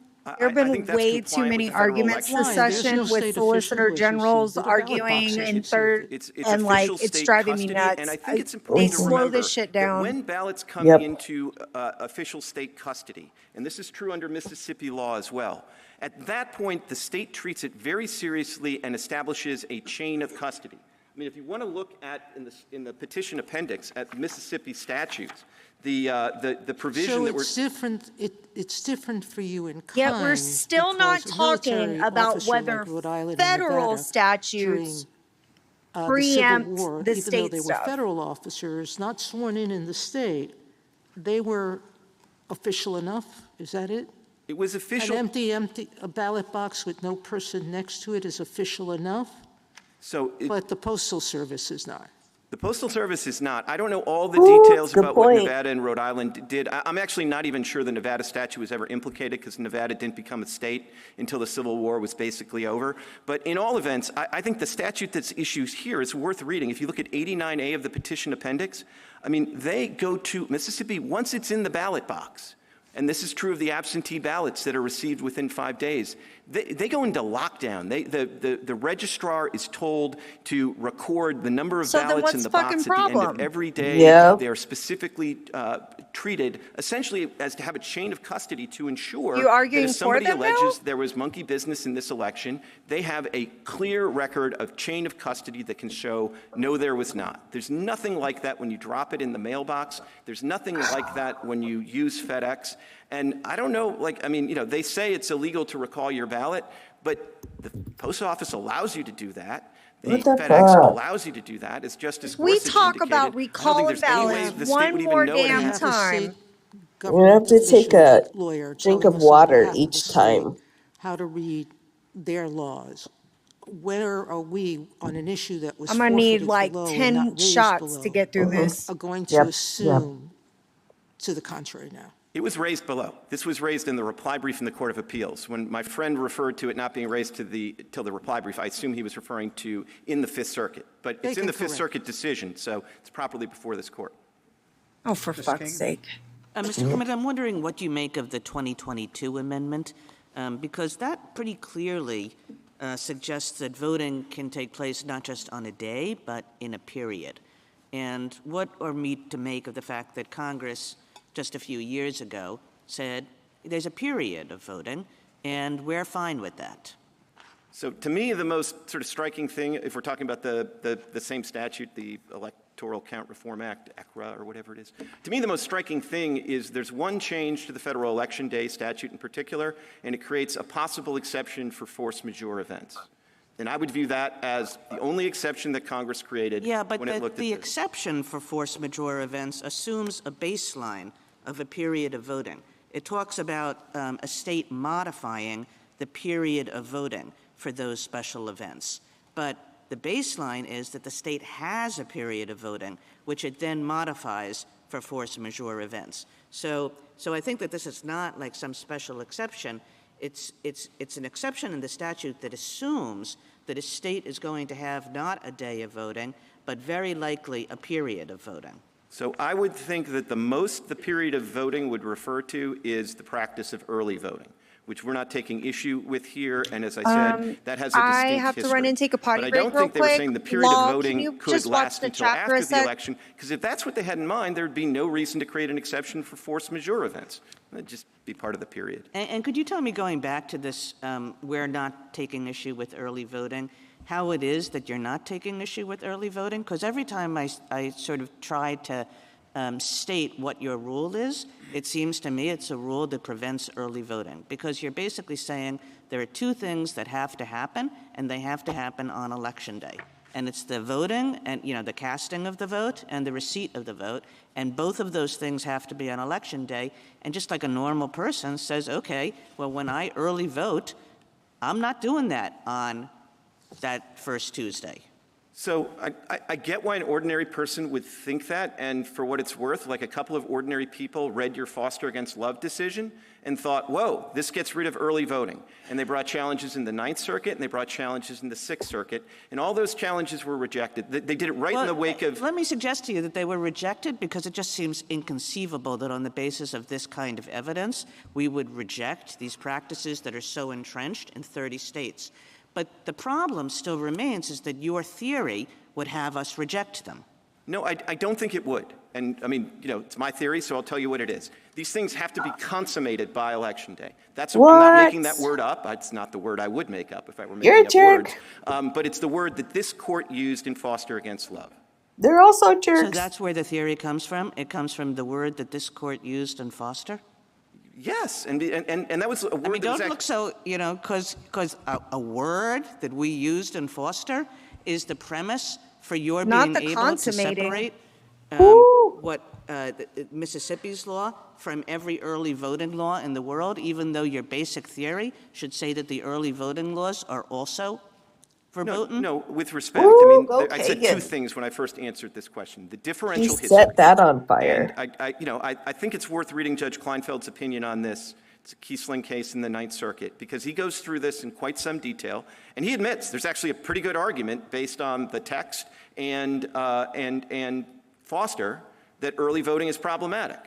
But he nonetheless, even though he thinks it's a pretty good argument, comes to the conclusion, not because he thought it was crazy, but because the history is different, which was marshaled in that case in particular, and fucking Foster law, talks she about just everything needing to be consummated consummated by Election Day. And I don't think it's just a random word.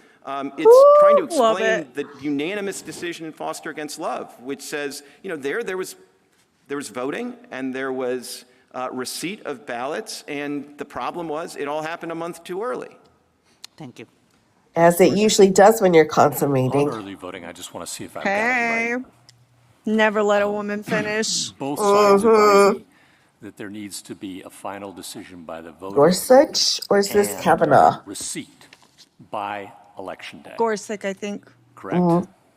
Well, I don't think so. I don't think they agree with receipt by Election Day. Receipt by somebody.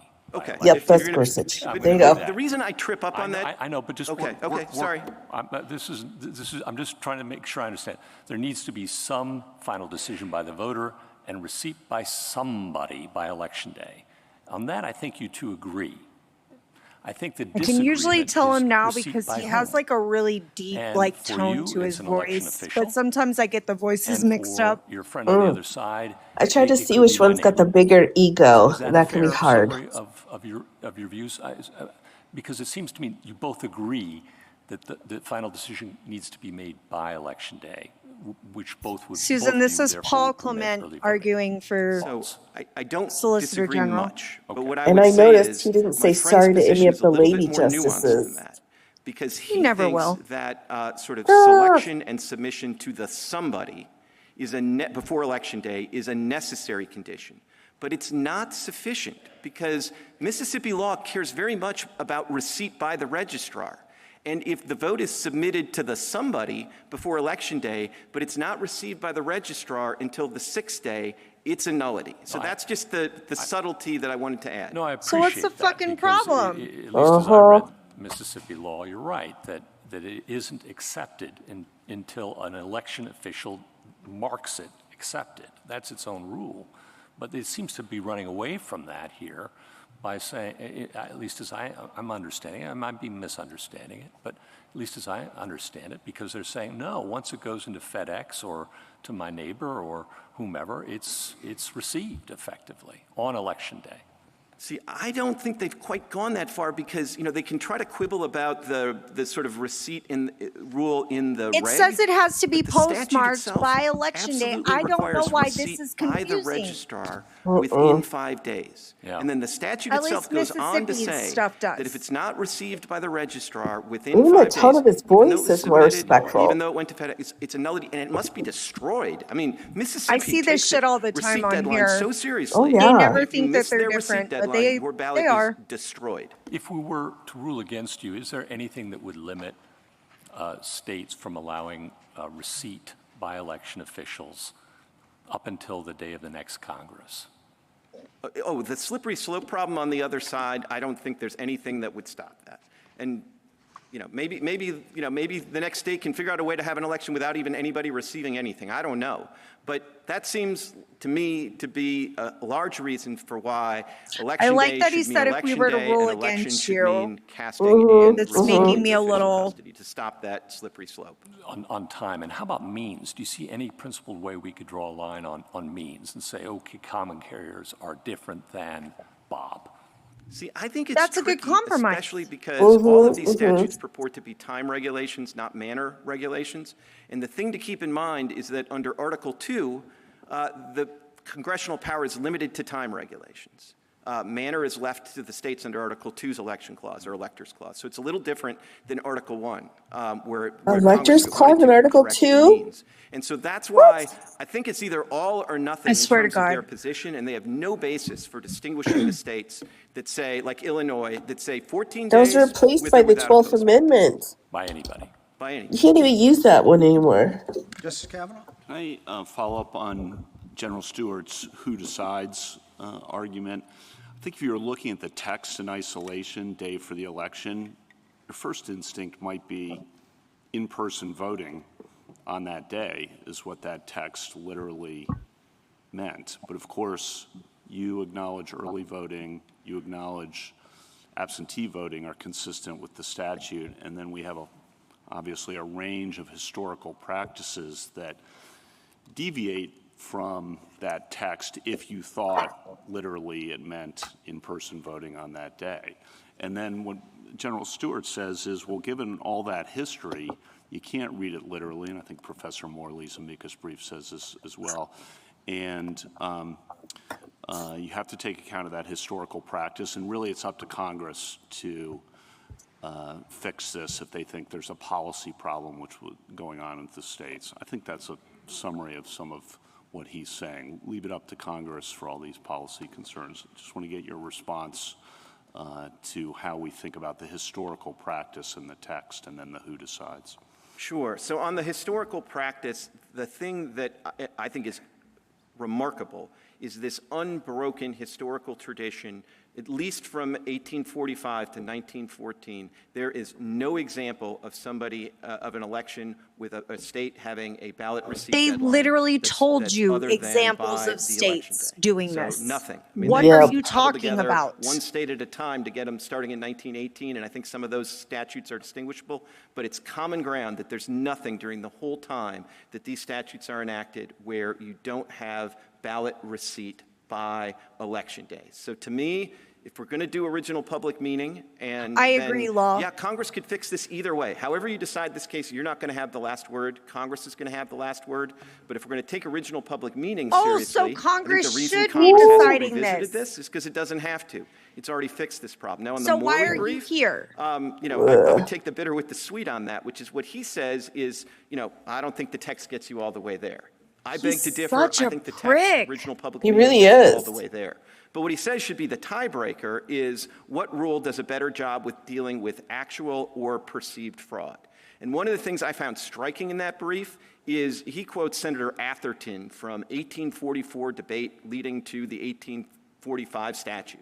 And Atherton says in response to It's some so argument funny that, because, well, like, you haven't knowing proved all you the in fraud or law, whatever I that could was never going on and see the y'all pipeline getting up scandals there and all of and those being other that things, 'cause fucking it wasn't just disrespectful. Rosamund. It's just And he wild to says, watch this shit. real or perceived, Well, or it any doesn't attorney, make a really. difference This is like a because bad even one. perceptions of No, fraud like it are happens a going to lot make with a these huge difference in undermining solicitor, public like confidence assistant in solicitor the elections. generals. And you, I think, quoted from I've Professor seen Pildes who I think got Many this of them exactly do this, right. I but mean, the, if the you have an actual election attorneys and the arguing are election like is going to not turn doing this on shit. late I'll arriving give ballots Sauer in a that, like, way anytime that he's means what argued, everybody he has kind of been thought was the respectful. I result don't on like his election argument, day but ends he's up been being respectful. the opposite a week later, 21 days later.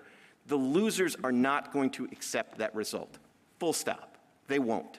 And that is bad for our system. And so He's already if you way think there's past a little his bit time of limit, ambiguity guys. and we're in a post-Chevron world, so you I have can't to believe resolve they it, give so I much would resolve deference it to in these favor chuds. of reading the Well, statute just some to of them, not eliminate all of them. fraud or Yeah, perceived that's fraud true. in election, and that, I think, would cause you to rule. Why have so many states allowed this then?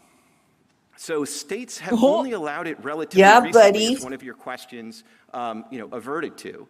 I think one reason that they've done it is some states do want to accommodate overseas or military voters. I do think that there are other ways to do that than the ballot deadline, as I've talked about, and I think Mississippi's voted with their feet. I don't think anybody's going to be disenfranchised in Mississippi when you can vote. This if is you're like only MAGA here on overseas, you MAGA can vote by crime, email. which is what I So love think about this Mississippi case the solved that in most. a much more targeted way. So I think Yes. that's at least kind of part of the way that I would think about why states have done it. And then really there was an uptick in COVID as sort of a one-time accommodation for COVID. And a lot of states did it for COVID and then sort of retreated. Mississippi, for whatever reason, stuck with what they did for the first time in COVID. You were Right. asked about Several the states 2000 did that. election. I don't think you were able to finish that answer. Do you have more you want to We say count about votes that? here Yeah, after I election just day, want to be as long as they're emphatic that that is the postmarked by reddest of 7 red p.m. herrings, because what happened in 2000 was I'm in that Texas, the so- voting deadline was extended pursuant to a consent decree. And the reason there was a consent decree is that Florida had violated the principal protection of UOCAVA, which is getting the absentee ballots to the voters overseas well in advance of the election. And so You having say blown that 2000? deadline, there was a consent decree that extended the receipt date. We don't have any quarrel with that. Federal courts have the authority to remedy violations of UOCAVA, and I don't think extending the deadline is off the table as a judicial remedy, though actually I think in 2026, as opposed to 2000, maybe the judicial remedy would be to let the UOCAVA voters vote by email, even in a state, unlike Mississippi, that doesn't allow it. As we looked at it, a majority of states allow overseas voter either fax or email voting, so I think that would probably, in 2026, that would be the better remedy, but in 2020, pursuant to consent decree, that was perfectly permissible. So anybody who tells you the 2000 election came out different is not looking at the facts of that Harris case and the consent decree. Last one, if you were to prevail here and say our decision was issued in Oh, I June, thought he was working for personnel the issues Solicitor with the General because they had states been for the granted upcoming fall an election? argument. I don't think so. I think apologize. this issue, because it really sort of just deals with the state and the receipt of the ballots, I think June would give them plenty of time. And remember, it only affects this issue only affects the general election. It doesn't affect primaries. So, like, the only thing I can even think of that would raise like a lurking problem is you wouldn't want the states, if this court decides in our favor, you wouldn't want a state absentee ballot that's misleading about the receipt deadline. But those deadlines, those ballots have to go out 45 days before the general election. So what's that, like mid-September or something? So there's plenty of time. I don't think there's a Purcell problem. Thank you. Justice Barrett? So I'm trying to figure out how to think about the history. And you said a moment ago that what we have is the original public meaning of Election Day at the time in the late 19th century in 1917, et cetera, was ballot receipt. And you invoked the various state laws that required receipt by Election Day. But we don't have, to my knowledge, so this is what I want you to correct me if I'm wrong, a rich history of original public meaning in the way that we often think of it, of people saying or expressing views that, yes, this is what it means to elect. This is what Election Day means. Stripped down to its essence, it means the taking of the ballot into official custody. What we have is state practices. I think there are a lot of really good policy reasons to require, and we've talked about some of those this morning, lots of good policy reasons to require all the ballots to be in by Election Day. Do we have evidence either of people saying, like, this is what we understand Election Day to require, as opposed to treatises that are summarizing some of the cases? And is there any reason to think that these laws were adopted because of a concern about preemption by federal law, as opposed to just, this is a really good policy, this is how elections should run? So we're in the realm of congressional actions under the Election Clause and the Electors Clause. So everything they're doing is preemptive, and that's particularly obvious in the context of trying to get a uniform national election day for the general election. So I think we're like in the absolute epicenter of intertribal here, because not only is it like sort of preemptive by its very nature, but it's Congress trying to create uniformity across state lines. So it was, Congress was sort of appalled by what had happened with the staggered deadlines and disparate deadlines in the states.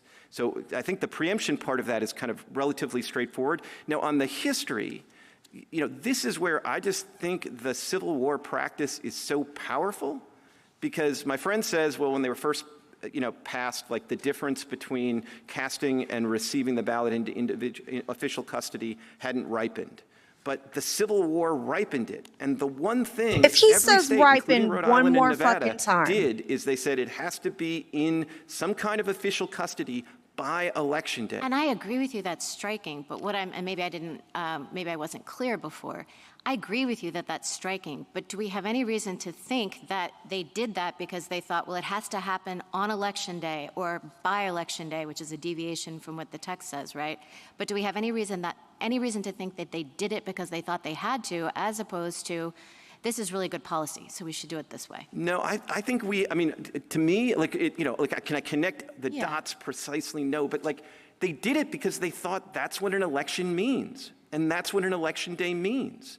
They thought it would just be unthinkable. It would no longer be an election or an election day. It wouldn't be happening on election day if it could take place, if ballot receipt could take place some other time. Isn't that true of early voting too? And I guess this goes back to Justice Kagan's question. I mean, it seems to me that if you look at the historical practice, what an election meant was showing up in person and casting your vote and being qualified as the voter on that same day.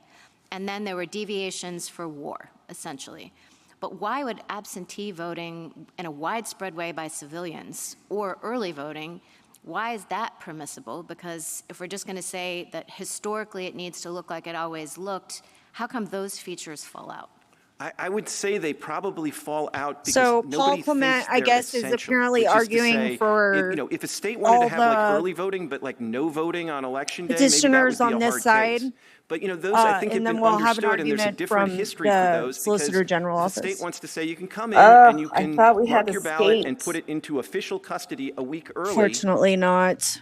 No, I was like, are doesn't they sort of breaking this up vitiate into like the whole 5 idea of different an arguments? election. Because that was crazy. Whereas if you can still have ballots Yikes. being received after Election Day, I think that vitiates the Got whole one more after notion this, of and then Election Day. we're and home if free. you're interested in Professor Morley Is or it going to Justice be like Kavanaugh's scary tiebreakers, throat there's not guy? the same concerns about fraud, It about says the John losers not Sauer, being able to but accept the I never outcomes, know who's going to when show it up. comes We'll to early see. voting. But there's a distinct problem with voting I thought with Clement ballots was that still come a in, and solicitor particularly if they're going or to tip an worked for the election. Solicitor General, and as so Justice I got Gorsuch that mixed indicated, up. My bad, guys. Maybe it's happened, I maybe didn't it look hasn't, at who but was it going to will. be arguing this And case. at that point, I was unprepared there's for just y'all. no way the loser is going, whoever it is going to accept that outcome, and the supporters aren't going to accept the outcome. And so that's something I just don't think is implicated. People by have early really voting. been sleeping on this case a lot, which has bothered me. Except people accepted the possibility of that outcome for 100+ years now, because this Justice idea Jackson's of the coming votes in. being cast by Election Day and counted after Election Day has been around, right? I mean, it's not like we're talking about a brand new thing from Mississippi from the standpoint of no one ever had a post-Election Day ballot deadline before. And so I guess I'm just concerned about the various conclusions that you would have us draw from these historical practices, because it seems to me that we have a very long history of states having a variety of different ballot receipts. I'm sorry. If you were in request, I was reading, so I kind of 3 points apologize. about that. I mean, one is, I don't think it's true that there was this 100-year sort of pattern and nobody raised an objection. I think the Maddox case in 1944 is a powerful example that the idea that Election Day means Election Day is not something that only occurred to lawyers in the post-COVID world. The second thing I would say is, as a practical matter, if 1 or 2 states at one time in the 1920s had a law that deviated, maybe that's not something that really makes that big a difference. But in a world where some states essentially have all of the voting be absentee, lots of states have gone to no excuse absentee voting, it may be that a lurking problem has just become much more obvious because of the magnitude of what's going on in the present day. I guess I don't understand why that isn't, the variety that you're describing isn't a strike against your view that Congress has precluded this. I mean, others of my colleagues have looked at or talked about Congress legislating in this area. They are obviously aware that there are states that are doing this, and they have not spoken to it. They have not specifically precluded it.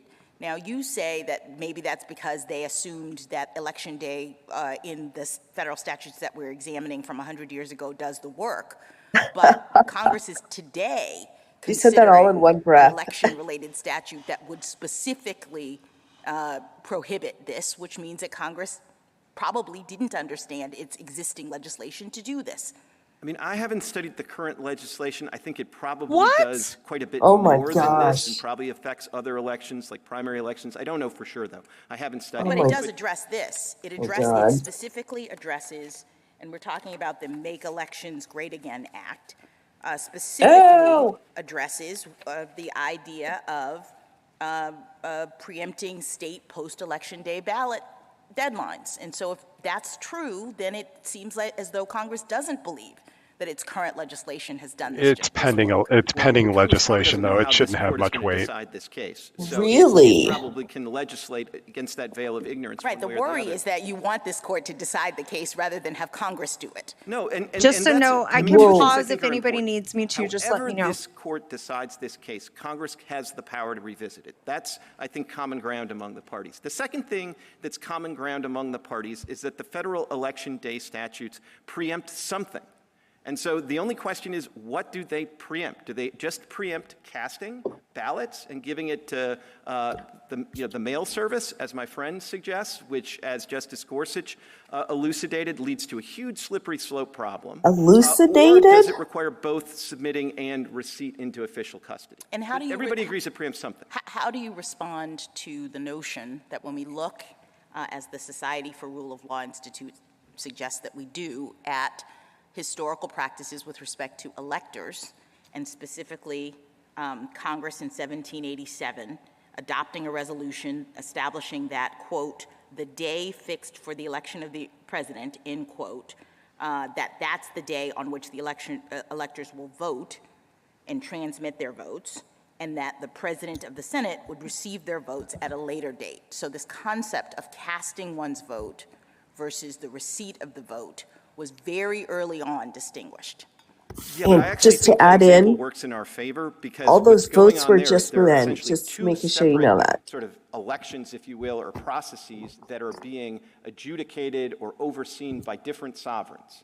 So what happens first is the states address the appointment of the electors in that state, and then later that has to be received and certified in the Senate, because then in the Senate they're going to figure out who won the national election. Yes, I appreciate that, but I guess I'm just talking about this notion that receipt and casting have always been completely intertwined, such that Welcome, it would Olive be Raiders. inconceivable for someone to think that the election day is the date in which the votes are cast versus the day in which they're received by elections officials. So I don't dispute that if you have two really separate elections, that you can then, having bifurcated the elections, you can bifurcate the idea of I got you, Law. casting and receiving. I mean, like obviously, Right, but if you vote for the Speaker of the House, Congress could have had them on both the same day, if that's what an election is. I mean, your argument is rooted in this notion that as a common sense matter, as a general matter, if we're going to have an election day, that's the day when everything is supposed to happen.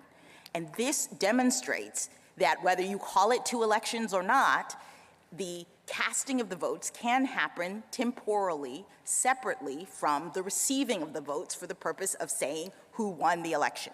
That's I think, pretty clear in the historical record. So it seems odd to me that we are to assume that when Congress set an election day, it necessarily precluded the states from saying, in our state, we're going to consider election day to be the date of casting the votes, and that we will as Mississippi has done, continue to receive them up to a certain period afterwards. So I still think you're eliding, with all due respect, you're eliding that there are kind of two separate elections there. And in all the states, when they elected the In electors what way for the are president they election, two they separate cast the ballots elections? and received the ballots instantaneously in that state. Then there's a separate process for getting the results from the states to the national election and figuring out how it was all processed. I don't think in 1792 that could have happened instantaneously. I think it took a while to get from Georgia to the seat of government in order for that to happen, and so Congress understandably provided an interval there. But I think for the election of the electors in the states, the casting and the receipt would have been simultaneously. They might well have been doing it by putting beans in a bowl back in 1792. But I think as the parties agreed, by about 1845, certainly by 1872, the process of voting by ballot had been well established, and those were cast. Like jelly beans in a jar? Thank you. Doesn't the Iowa State Fair still do corn polls? That's a good question. I don't know. General Sauer? That's how I'm going to start voting in elections, guys. I'm just going to cast my jelly beans. So far reflects Mississippi's theory of I'm election gonna look into is this so corn thing now. It is RFK, solicitor RFK. Listen, guys, if you want to make Cass mayor of Texas, cast your jelly beans, okay? Oh, good Lord. Such as a ballot harvester or a party operative, or even hand them in 3 weeks later and just say or attest that It's like a transformer. Official receipt is at the definitional heart of election. Every source from the 1840s onward that addresses the specific question treats official receipt as essential to an election. Mississippi cites a few definitions that are too general to address the question, but they cite no authorities holding that a vote can be perfected by anything other than official receipt. I welcome the court's questions. General Sauer, what effect would your approach have on early voting? Hopefully he's only going to get like 20 minutes because usually that's pretty much all they assign. They're way over time. We're at 2 hours now. Distinct historical pedigree that really starts, I think, as he emphasized there in those Civil War practices that were before the 1872 Congress, and also as all the courts of appeals who address this, the 3 cases that address this around just after 2000, after Foster, all concluded that that is what this court was referring to and talked about consummation in footnote 4. The court left open consummate these nuts. This better historical pedigree that that there can be a process where ballots are being received earlier, but that ballot box has to close on election day. I'm not sure I understand exactly how that Roberts. answer is responsive to the point that if the election day is the voting and taking, that has to be that day. So maybe I just missed it, but it seems to me maybe you're not saying anything other than, well, that's different. It's a challenging question, but I point the challenge is even greater for Mississippi. I mean, Judge Kleinfeld does wrestle with this in Kiesling. He thinks it's a really tough question, and he does come out, as every court does, in favor of early voting. It's a much tougher problem conceptually for Mississippi because Mississippi's definition is it's all private action. The private action occurs when you mark that ballot, when you put it in the mailbox or give it to a common carrier, and of course that obviously extends over many days, so they can't handle the word day in the election statute. We think that conceptualizing it as, you know, the courts of appeals cases do, as there's a process, that process is consummated, it's finalized, it's perfected is the term they use in the congressional record in 1844. It's perfected on election day, the ballot box closes. Perfected consummation, guys. You heard it here first. I think the reason it's a tougher question for you That was my name in college. You can't consummate after the box is closed. Phrasing the question this way. So true, Law. So true. Election rules are not ones Congress could possibly have conceived of or approved. That's not their question. That's your question. That you're saying we have to go back to the mid-19th century and say, could Congress have possibly conceived of this kind of rule? And Congress couldn't have conceived of the kind of early voting we have now. It couldn't have conceived of 1,000 other ways in which we administer elections now. And so I think it really is a problem for you as to how you draw this line and say, well, this is across the line, but all these other things that we do differently now from the way we used to do them in the 19th century, those don't worry about. I disagree with that, and the reason I disagree with it is the Civil War practices. Proxy voting has this aspect of the private choice happening earlier. So early voting is already in the forefront of the mind. Forms of early voting, at least, are already in the forefront of the mind of Congress. If you said to Congress, do you think that the Civil War provides a precedent for early voting generally among the civilian population, I think they would have laughed at you. They saw early voting as like something you did for soldiers in the field, not as like, oh, this is going to be great precedent for, any old citizen getting her ballot 3 weeks ahead of time and mailing it in. I strongly Being a agree bit with that cheeky, in the though. I sense love that. that. Repeating what Mr. Clement said, which is that you have a practice that involves early voting, but you also have states taking these Herculean, extraordinary efforts to make sure that the ballot boxes, the votes are received and the ballot box closes on Election Day, whether it's soldiers like going in the front and giving their votes over to de jure election officials who are actually commanding officers, or whether or not it's submitting them in that proxy voting practice. What happens in proxy voting is I guess you're sort of you're not really quite grasping, maybe it's my fault, like what my question is. No, it's not your why fault. this practice, but no other practices? And, for example, Mr. Clement was asked about verification practices. Do those too have to happen on Election Day? And I think Mr. Clement, credibly enough, said, not my case, kind of maybe they do. I mean, once we go down this road, once we say that these statutes, which don't say anything, actually have some significant preemptive effect, where are we going to end up? I think my answer to that is that the ordinary indicators of original public meaning from the 19th century do grapple repeatedly, surprisingly repeatedly, grapple with the question of whether or not receipt is essential to election. So Leroy fully describes it as the essential thing in election is casting and receipt. So we've cited 11 cases, 3 treatises, 5 dictionaries. Whenever they get to the point of considering whether casting and receipt are required, they unanimously, there's this impressive consensus. They all say casting and receipt. Mississippi has no 19th century source, no source at any time prior to 1918 that says a vote is cast by anything less than official receipt. So there actually is a surprising consensus in the 19th century authorities that cuts in our direction, and that's reinforced by the efforts the states took during the Civil War to ensure that receipt occurred on Election Day. So you put those two together, and you come. I'm disappointed in you, Sauer. You normally don't do this. Surprisingly powerful. He's a bit uppity, in my opinion. Discrete question. I usually don't see him do it as much, but yeah, I could see it. Really, you see it's the red on red violence that's bringing it out. Yeah, yep, I agree. MAGA on MAGA crime's my favorite. And he's got 3 votes folded together, and he gets qualified, and he tries to put him in the ballot box, and they stop him right there. And they say, well, that looks a little thick, and they open it up, and there's 3, and he's indicted because he's trying to stuff the ballot box right there. And he says, I never voted because it never went in the ballot box. And the courts grapple with that. They take that argument very seriously. Where they come down is official receipt. When you've made the offer to vote and you give it to the election official, that constitutes voting. So you have the 19th century. So is putting it in the mail. That stuff that's very, very similar in a sense of its detail to the issue presented here. And every single one of them comes up with casting and receipt are required for voting. Yes, but I don't believe that's true because it effectively moves up mail-in voting election days. Like I think that's fucked up. We're talking about preemption and Congress's ability to make this determination, it just seems very odd that in the period of time since when these statutes were passed and today, we now have pretty common practice among many states to allow for absentee voting in this way, early voting, all these other things, but in particular, post-election day ballot receipt deadlines. And Congress has not indicated, at least thus far, that it intended ever to preempt this, that it intended not to have the states make this determination. As far as I know, this kind of challenge hasn't even been brought. This has just been accepted.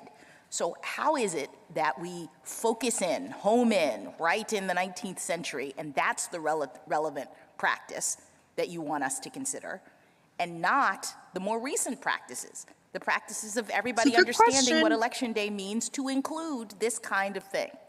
Mississippi admits that every single one of those examples occurs after the relevant period when all these statutes are enacted, so they are But I guess I'm asking you, doesn't why answer is it. that the relevant period? Yep. I mean, Just gotta we chase have him down. lots of statutory interpretation scenarios in which Congress passes statutes, and I think it's rare that we interpret those statutes relative to the practices of the people who were affected by them at the time. I thought we normally do things like textualism. We look at the statute and some of us, Yes, think about girl. the legislative Yes. history and what Congress's intent was when we're interpreting the statute. Jackson I loves don't recall, throwing and maybe we textualism have, back but in their I'm just, faces.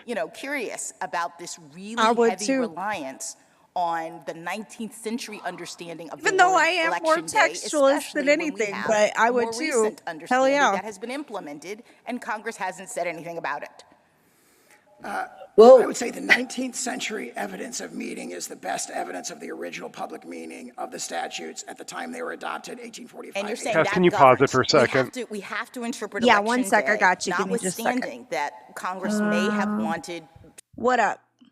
So this is why this line of questioning is so important, because if they're asserting that the federal government has preempted these statutes, when you assert preemption, you're saying that the higher level of government has occupied the field. That's the relevant term. So Jackson's questions here are right on point, because it says, well, if we're to believe that these 19th century statutes said that the government occupies the field, then why didn't the government give a shit all these other times that the field was modified by the states? So that indicates that so not only just going back to the textualists, but then the history of it is, if you're asserting that the government is claiming that they occupied the field of election day, why have they not done anything or objected to all of these modifications? So that indicates that the government hasn't actually occupied the field with all of these subsequent changes that went unchallenged. So this is an excellent line of questioning to challenge the notion of preemption. Well, I think that's an excellent question too. But one thing I'm looking at is, didn't it sound like Sauer was saying, well, all of these other things occurred before the day, and we're talking about after the day, right? Right. Yeah. So absolutely and then his own point there about the offer to vote being the relevant portion there, in regarding the person who's trying to stuff the ballots. When you place your ballot in the mail or you place it with a common carrier, that's your offer to vote. I think he just defeated his own point there. Yeah. But then along the lines of all of this is the federal government is clearly not occupied the field, because when the field has been overtaken or occupied by the states doing these other things, the federal government not only didn't challenge it, in some cases they endorsed it. Yep, I would agree with that.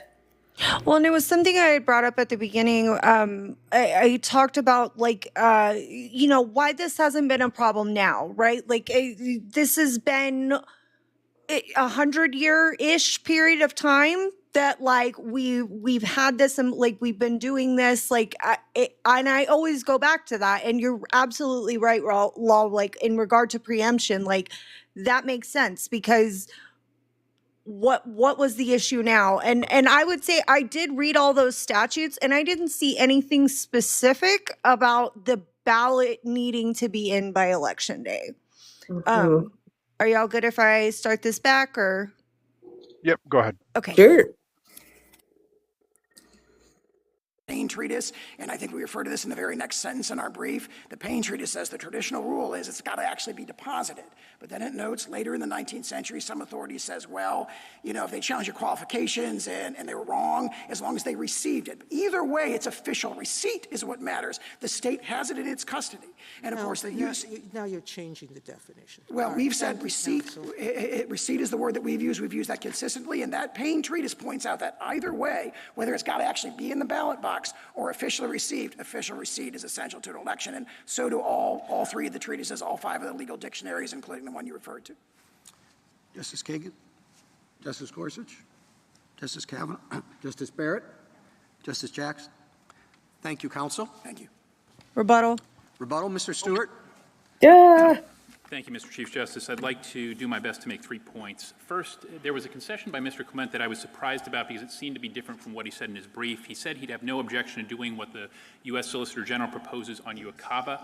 I just want to briefly make clear, as we've said in our briefs, that if this court agrees with the Solicitor General on UACABA, that means vacator would be required because the Fifth Circuit did not allow state laws allowing UACABA votes to arrive after Election Day. Second, I want to try to tie together some points that go back to Justice Barrett's questions, Justice Kagan's questions, Justice Sotomayor's questions, some other questions about 19th century history here.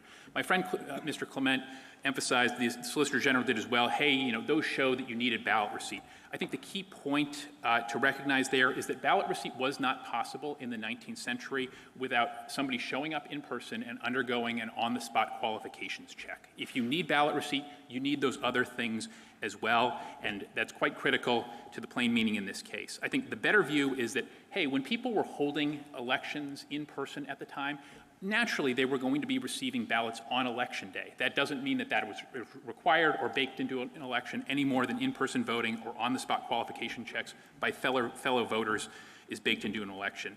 I would add, Justice Sotomayor, you mentioned some things, Payne Treatise and otherwise. I would also say, if you look at the Solicitor General's sources, they emphasize not just voter choice, but they also emphasize that at the time the method of making that choice was in person, on-the-spot qualification checks, those kind of things.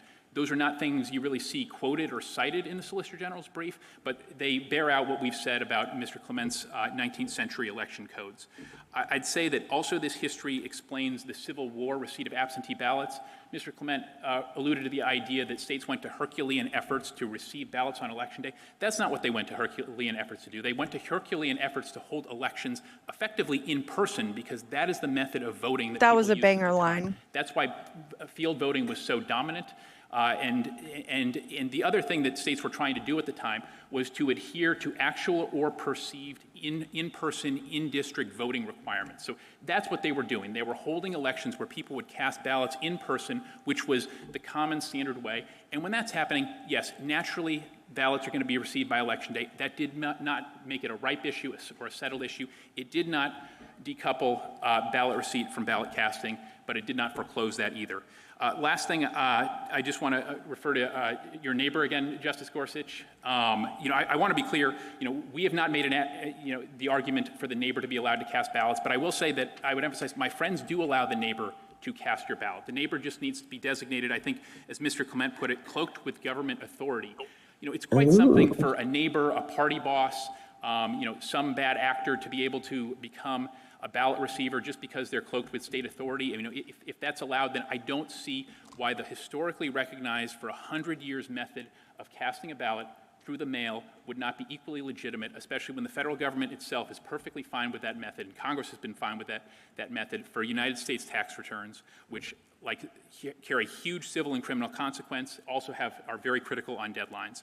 I think the best way to resolve this case is to come back to the text, history, and precedent, which we've said many times, just does not decide the key issue. This is ultimately a federalism case. The question is whether, as I think Justice Jackson put it, did Congress in 1845 block states from adopting a practice that no one had wide reason to consider at the time? No, they did Congress not. wasn't thinking about it. It didn't decide that. It didn't wall states off from doing that. We ask the court to reverse. Thank you. Thank you, counsel. The case is submitted. Whew. All right. Do we make it? Are we all here? Everybody here? Yeah, I think we're all here. Okay. So that was a hot mess. Yeah, it really was.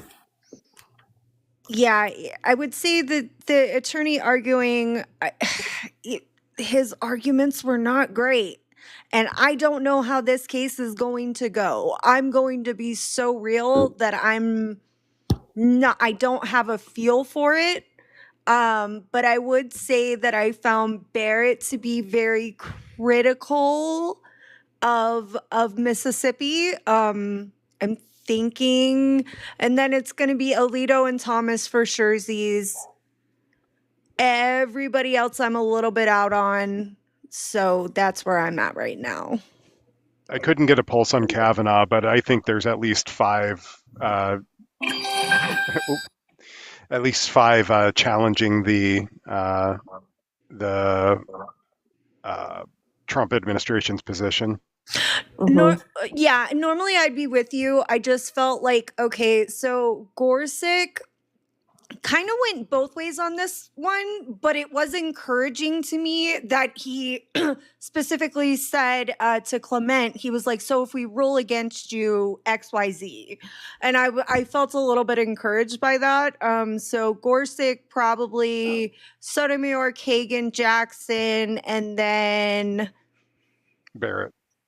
no, probably Roberts actually. Barrett actually seemed more critical of Mississippi, at least when she was it was pretty rough. Like she was asking a lot of questions and it kind of gave a vibe, but I can't be for certain. This is just one that's weird that I'm not able to feel the temperature on. I would say though, I mean, I think that Barrett, she had good questions and she was kind of looking for which direction they were going in. I don't think she was feeling like she wanted to be on that side though. I would think she would be one with the others, like with Jackson and Kagan. I don't know that she's definitely on the other side. What I don't know either is Kavanaugh barely spoke at all. And Yeah. Kavanaugh's the one that makes up like the three amigos in the dissent area. You know what I mean? Yeah, sometimes he's a weird one. Like I can't ever like he's one that it just really depends, but he can also be like the side that joins with like Roberts and Barrett when they're like, you guys are crazy. So, but Gorsuch is a flip of the coin too. Just depends. Oh, absolutely. They're both swingers for sure, but I think Kavanaugh's getting closer to the dark side. They're consummating the swingers. Ew. Sorry. That could be the name of your new book. Yes, consummating with swingers. Congress 2026. The Castas Court story of covering the Supreme Court. Law, did you have any thoughts about it? Yeah, I felt like, and I typically see this from Barrett. I feel like when she asks her questions, she's looking for a reason to come off of the point that she's instinctual. So when she was grilling Mississippi a little bit more, I've seen her generally do that when she's like, okay, I think I know how I want to rule, but try to convince me why, why your position is the right one. So I do think this is going to be a 5-3 or 6-3 taking it down. Yep. I will also say this, something that got brought up a lot. I don't know if you were listening to it before you came in. But like, oh my God, the first part of the argument when they were talking to Mississippi, literally I would say, there had to have been at least 20 questions about recalling ballots, which Mississippi is like, we don't even do that. Like, It was insane how much that came up. And I did not see that one coming because that got a little out of hand. Yeah, I think that's a point of contention here because Mississippi's our position is that, well, as soon as it's in the mail with a common carrier or received by the boxes, that it's officially been received. It's just like you turned it in. So I think trying to ferret out their position on that is important to the Supreme Court's desire to try to narrow the decision as much as possible. So if they say, well, hey, you can use the mail to recall your ballot, then it's not actually officially received then because you still maintain some semblance of control over it. So I do think it's an important issue. But that being said, like if you mail something, within the state, it's going to be there like the next day. So I don't even know if it's functionally possible for somebody to actually recall it. It's already been through the sorting and is out in the mailbox. They're not, calling the mail carrier on the radio saying, no, wait, don't do it. I thought it was interesting though too that they were saying, well, it's just the post office, that can do that. Like they're not involved in it. You know what I mean? They're the ones that can recall the mail as opposed to some other kind of legal road to go down. Because now we're shifting to the side and saying, well, what are we supposed to do then with the post office? Why don't they just make it part of the like decision, right? Like I don't know, ballots can't be recalled. I don't know if they can like work that in somehow, but tailor the decision that way. Like it just seems like common freaking sense. Yeah, that's what I think that they might do Mm-hmm. is not prescribe that, but then say, well, as long as the votes are submitted by them and then not recalled, then it's fine. So that's typically the kind of thing that they like to do. They don't like to say, well, no, you have to do this in the law. They'll say, if this, then it's okay. And then it gets remanded back down, with that instruction. And then the Mississippi legislature can address that issue if they want to and say, okay, fine. We don't do this, but now we're going to explicitly say that, once your ballot's in, and not recalled, then it's officially received. But then even then, I don't understand how that's an issue, because if you recall it, then it's no longer been cast within the time frame and isn't going to get counted. So I struggle to see why that's such a linchpin issue, because if it's recalled, then you didn't cast it, other than this general notion that, well, you still maintain some control, so it's not actually a final vote. Well, they were sort of dicking around with this whole like, okay, well, what if they like send this in and then they recall it, but it's like in the box, but they want it back. And I was just like, these are just the most insane hypotheticals I've ever heard of. And I wouldn't, Law, you might have better numbers on this than I do. I'll just ask. Is that like a popular thing, ballot recall? Because we don't really do that here. So I'm super confused. So I know in Minnesota that if you cast your ballot, you can actually, so if you vote by mail, you can actually show up on election day and say, hey, I'm here to vote in person. I want my initial ballot discarded, and they will do that. My state too does that. Yep. And then you could do the same thing where, maybe something happens and you voted early and now you want to change your vote. You can go through and fill out a form to have your initial ballot destroyed. I don't think that's relevant necessarily here, because they're not taking issue with early voting or mail-in voting. They're taking issue with the acceptance of ballots after the election day.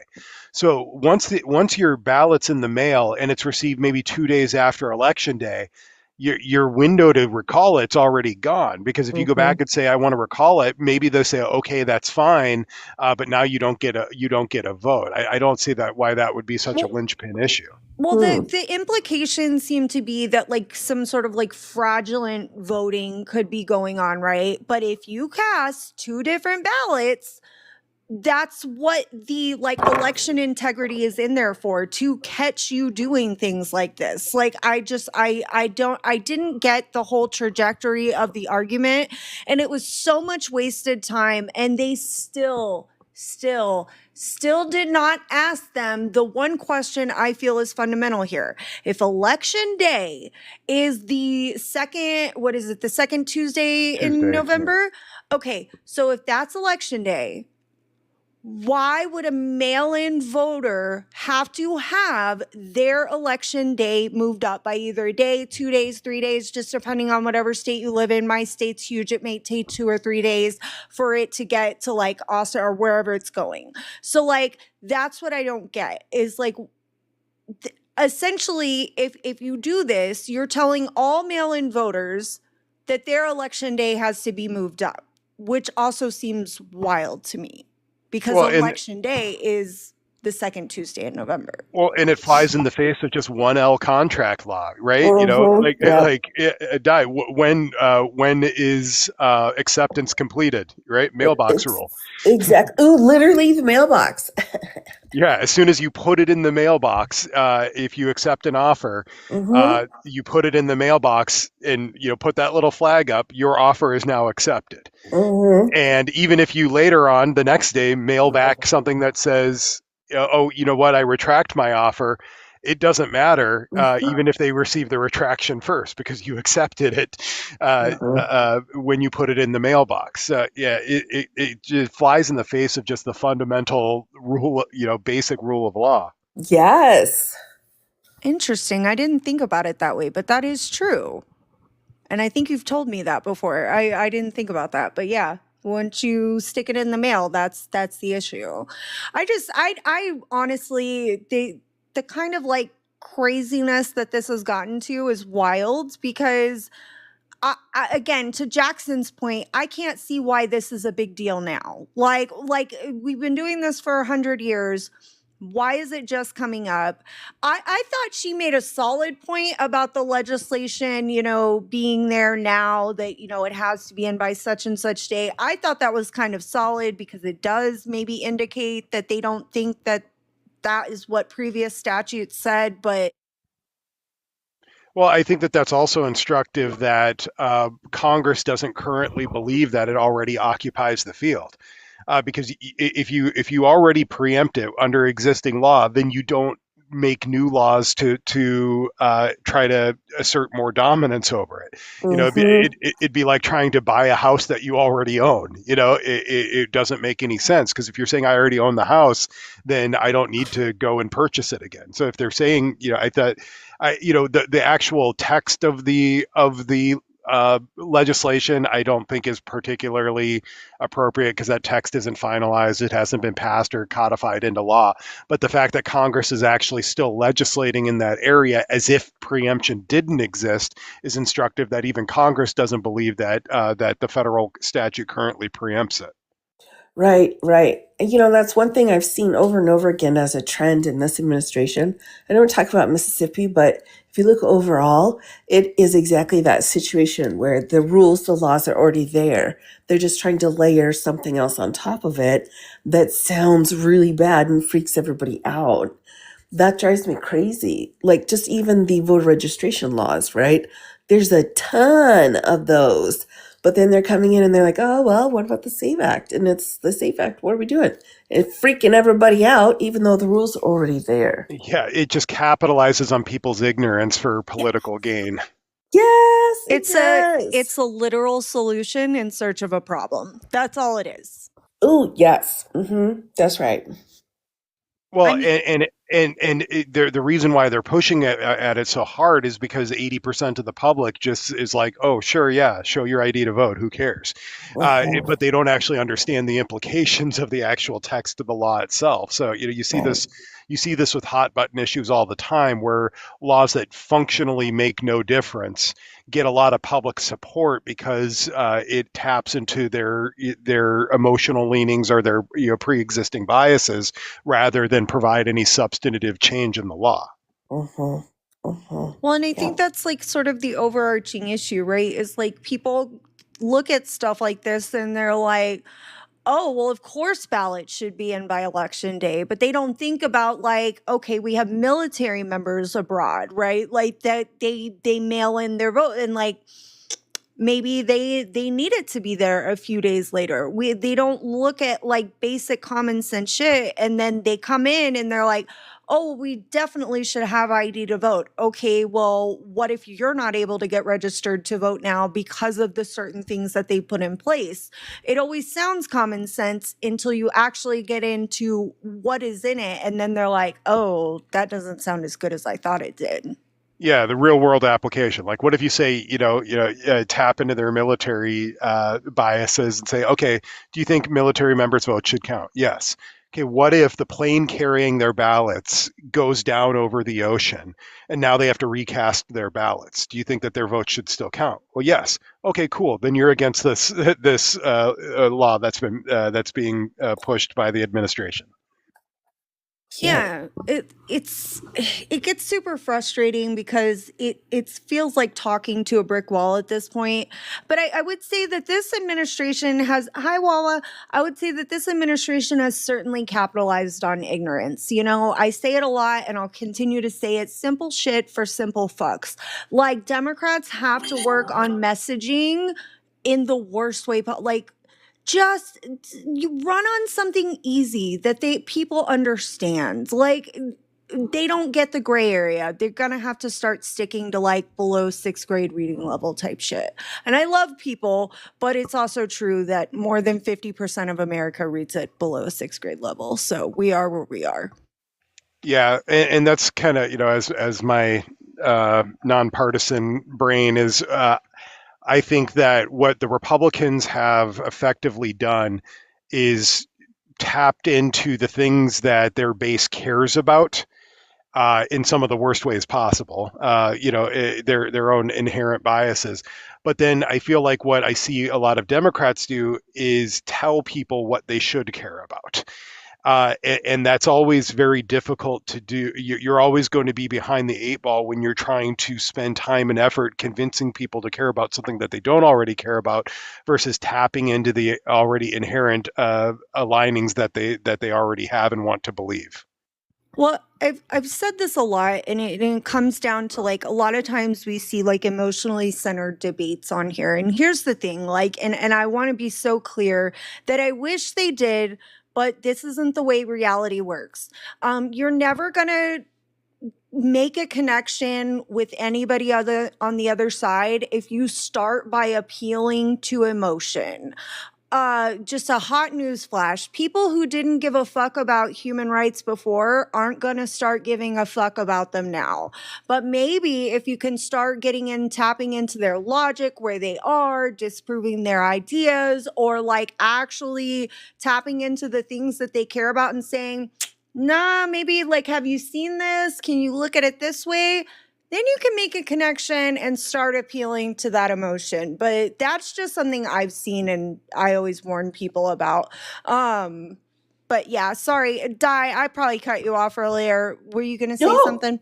No, you did not cut me off earlier, but I would say when talking with others, you're right. It's not going to work if you just come after them with a hammer. But I'll tell you what, though, even at this point in the game, a scalpel's not working very well. I try to figure out exactly if anyone's ready to learn. And you could tell if they're ready if they start immediately talking right over you. That means they're not hearing anything that you're saying. They're just there to talk and to not listen. So that's been my litmus test, but I don't know. I don't know if it used to be like I cared, like, oh, well, let me help you figure stuff out. But, I burn out on it, honestly. No, I feel you there, because I'm a instructor at heart. I love breaking things down, but that requires a receptive audience, and especially on these TikTok streets, you very rarely encounter a receptive audience. It's somebody who barely knows what they're talking about, yet is at the apex of the Dunning-Kruger curve, and has no interest in advancing in that knowledge line of the knowledge/experience line of the Dunning-Kruger. They just want to remain at that mountaintop of ignorance. Yes. He's talking about me. I'm just playing. Well, I noticed this yesterday in particular, and that's what brings us up, because I was on a panel and this woman's like, blah, blah, information that's not true. And so I said, all right, well, let me explain it. And she just started screaming at me. And I was like, if you hush, I could tell you. And she kept screaming. And then finally I said, look, I don't think you're here to learn. And, I think everybody on the panel just laughed really loud. And I thought, well, you know what? Maybe it's me then. Maybe it's just like the teaching part is over at this point for them. I think it's sort of like you said, assessing where you're at. Like, and God, I hate saying this every time because it sounds disgusting and I don't mean it like this. I have had more success with like a younger male audience because I will sort of mom them.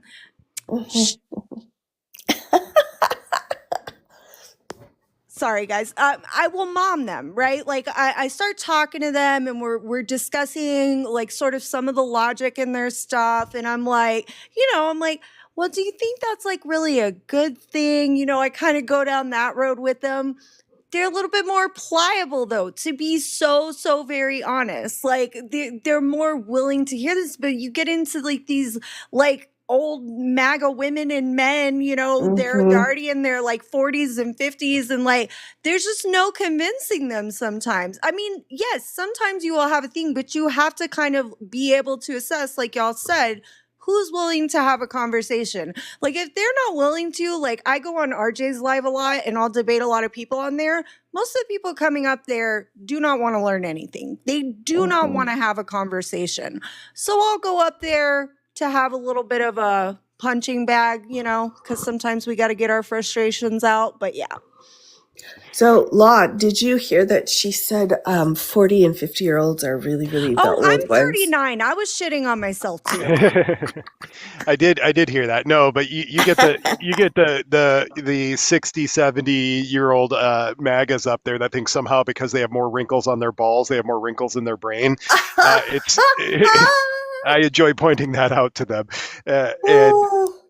And intellectually they just aren't there, but their entire thought process is going through their medulla. It is not a reason or rational based. I had one of these guys sitting there telling me that, well, the reason why Trump pardoned, the ex-Nicaraguan president, or was it El Salvadorian, was because now he's an informant and he's giving the administration information about how it all went down. And I'm like, they convicted him because they knew how it all went down. Like this wasn't a mystery to them. Honduras, thank you, Adi. And then he's like, well, you don't know what it is. I'm like, well, you made the claim that this is why they pardoned him. What evidence? You don't know what it is. You can't prove that it's not. And I'm like, so what gives you the confidence to say this? And then he's like, well, I'm 70 years old and blah, blah, blah. And that's when I use just because you have more wrinkles on your balls doesn't mean you have more wrinkles in your brain. He's like, you can't just sit here and assert claims. But that's just a perfect example of the people that have no interest in acquiring new information or new knowledge. They have only information about vomiting their feelings out onto you. Yeah. I hate feelings vomit. It's the worst. I'm a Vulcan at most points. It's like I could just turn off, or maybe Data, Lieutenant Commander Data. I could just turn off my emotion switch and just operate on pure logic. And I appreciate those types of discussions because you can actually get into the merits of a discussion absent well, this is how I feel.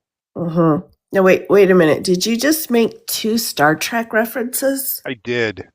Oh my gosh, my respect for you shot through the roof now, buddy. I thought I was the only one out here. Nope. No, I think the Venn diagram of lawyers and Star Trek references is damn near a full circle. Yeah. I just hang out with lawyers. I'm Star Trek guilty by association. I love it. I just love it. All right, guys. We got anything else? If not, I'm going to end because I've been on almost 3 hours now. So good for you, though. It was so sweet for you to host this. I appreciate you having me come up. Oh, yeah. I love having y'all both here. I will be live tomorrow at 11 or probably 10:30 because I never know when it's exactly going to start because it's the second argument of the day for Nome v. Al Ultralato. If you're stopped on the Mexican side of the border, can you apply for asylum? That is the case tomorrow. I'm going to give y'all a big hint because of the way that the text is worded.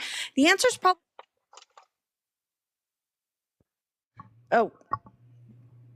Sorry. Are you muting on purpose? Was that a cliffhanger? No. I grabbed my mic and it hits the little button.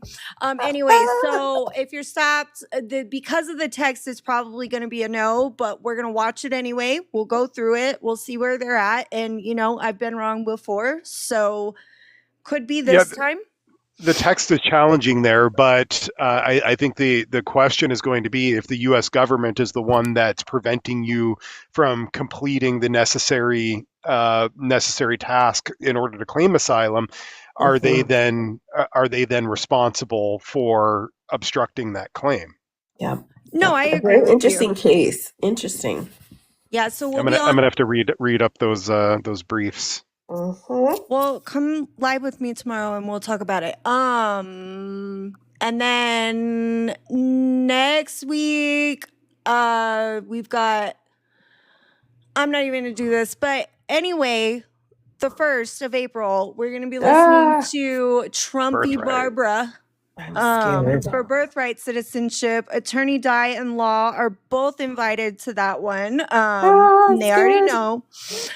No, I really think it is just so facially, like I just can't see it. But again, been wrong before. I wanted to write an amicus for that one, but I ran out of time. That was sad. Damn Oh, it, that Paul. is sad. You can still write it though. Yeah, I just read by Write nobody. it and Do submit you guys it know to- how expensive it is? It cost me $3,000 to get all the printing done just to get my last amicus for writ of grant of certiorari. It's The fuck? expensive. It Well, is. because you have to do it in the booklet format, and you have Mhm. to print so many copies, and it has to be in the Mhm. right color, and then they run through all their checks to make sure that everything's right, and they're not going to get in trouble for screwing up formatting. There's It's like, 121 people in here. Y'all better donate to Law so he has oh my My some money amicus to gosh, fund. write yeah. his amicus briefs. Mhm. And a, It won't go to amicus fund. It'll just go to helping poor people, though. Sorry. I and, love that so much. analog is expensive, and yes, good for you helping the peoples. But yeah, we're going to be doing that one on the 1st, but tomorrow's Non Vial Gelato. And then next week will be a little bit not as interesting a cases, but we're going to watch them anyway. But anyway, guys, any final words? I think I'm have said everything I need to say. Consummate. Oh my God, Law. I mean, yes, please, and thank you. All right, guys, I'm gonna go ahead and log off. Thank y'all for coming. Love you all. Bye. Oh, see ya.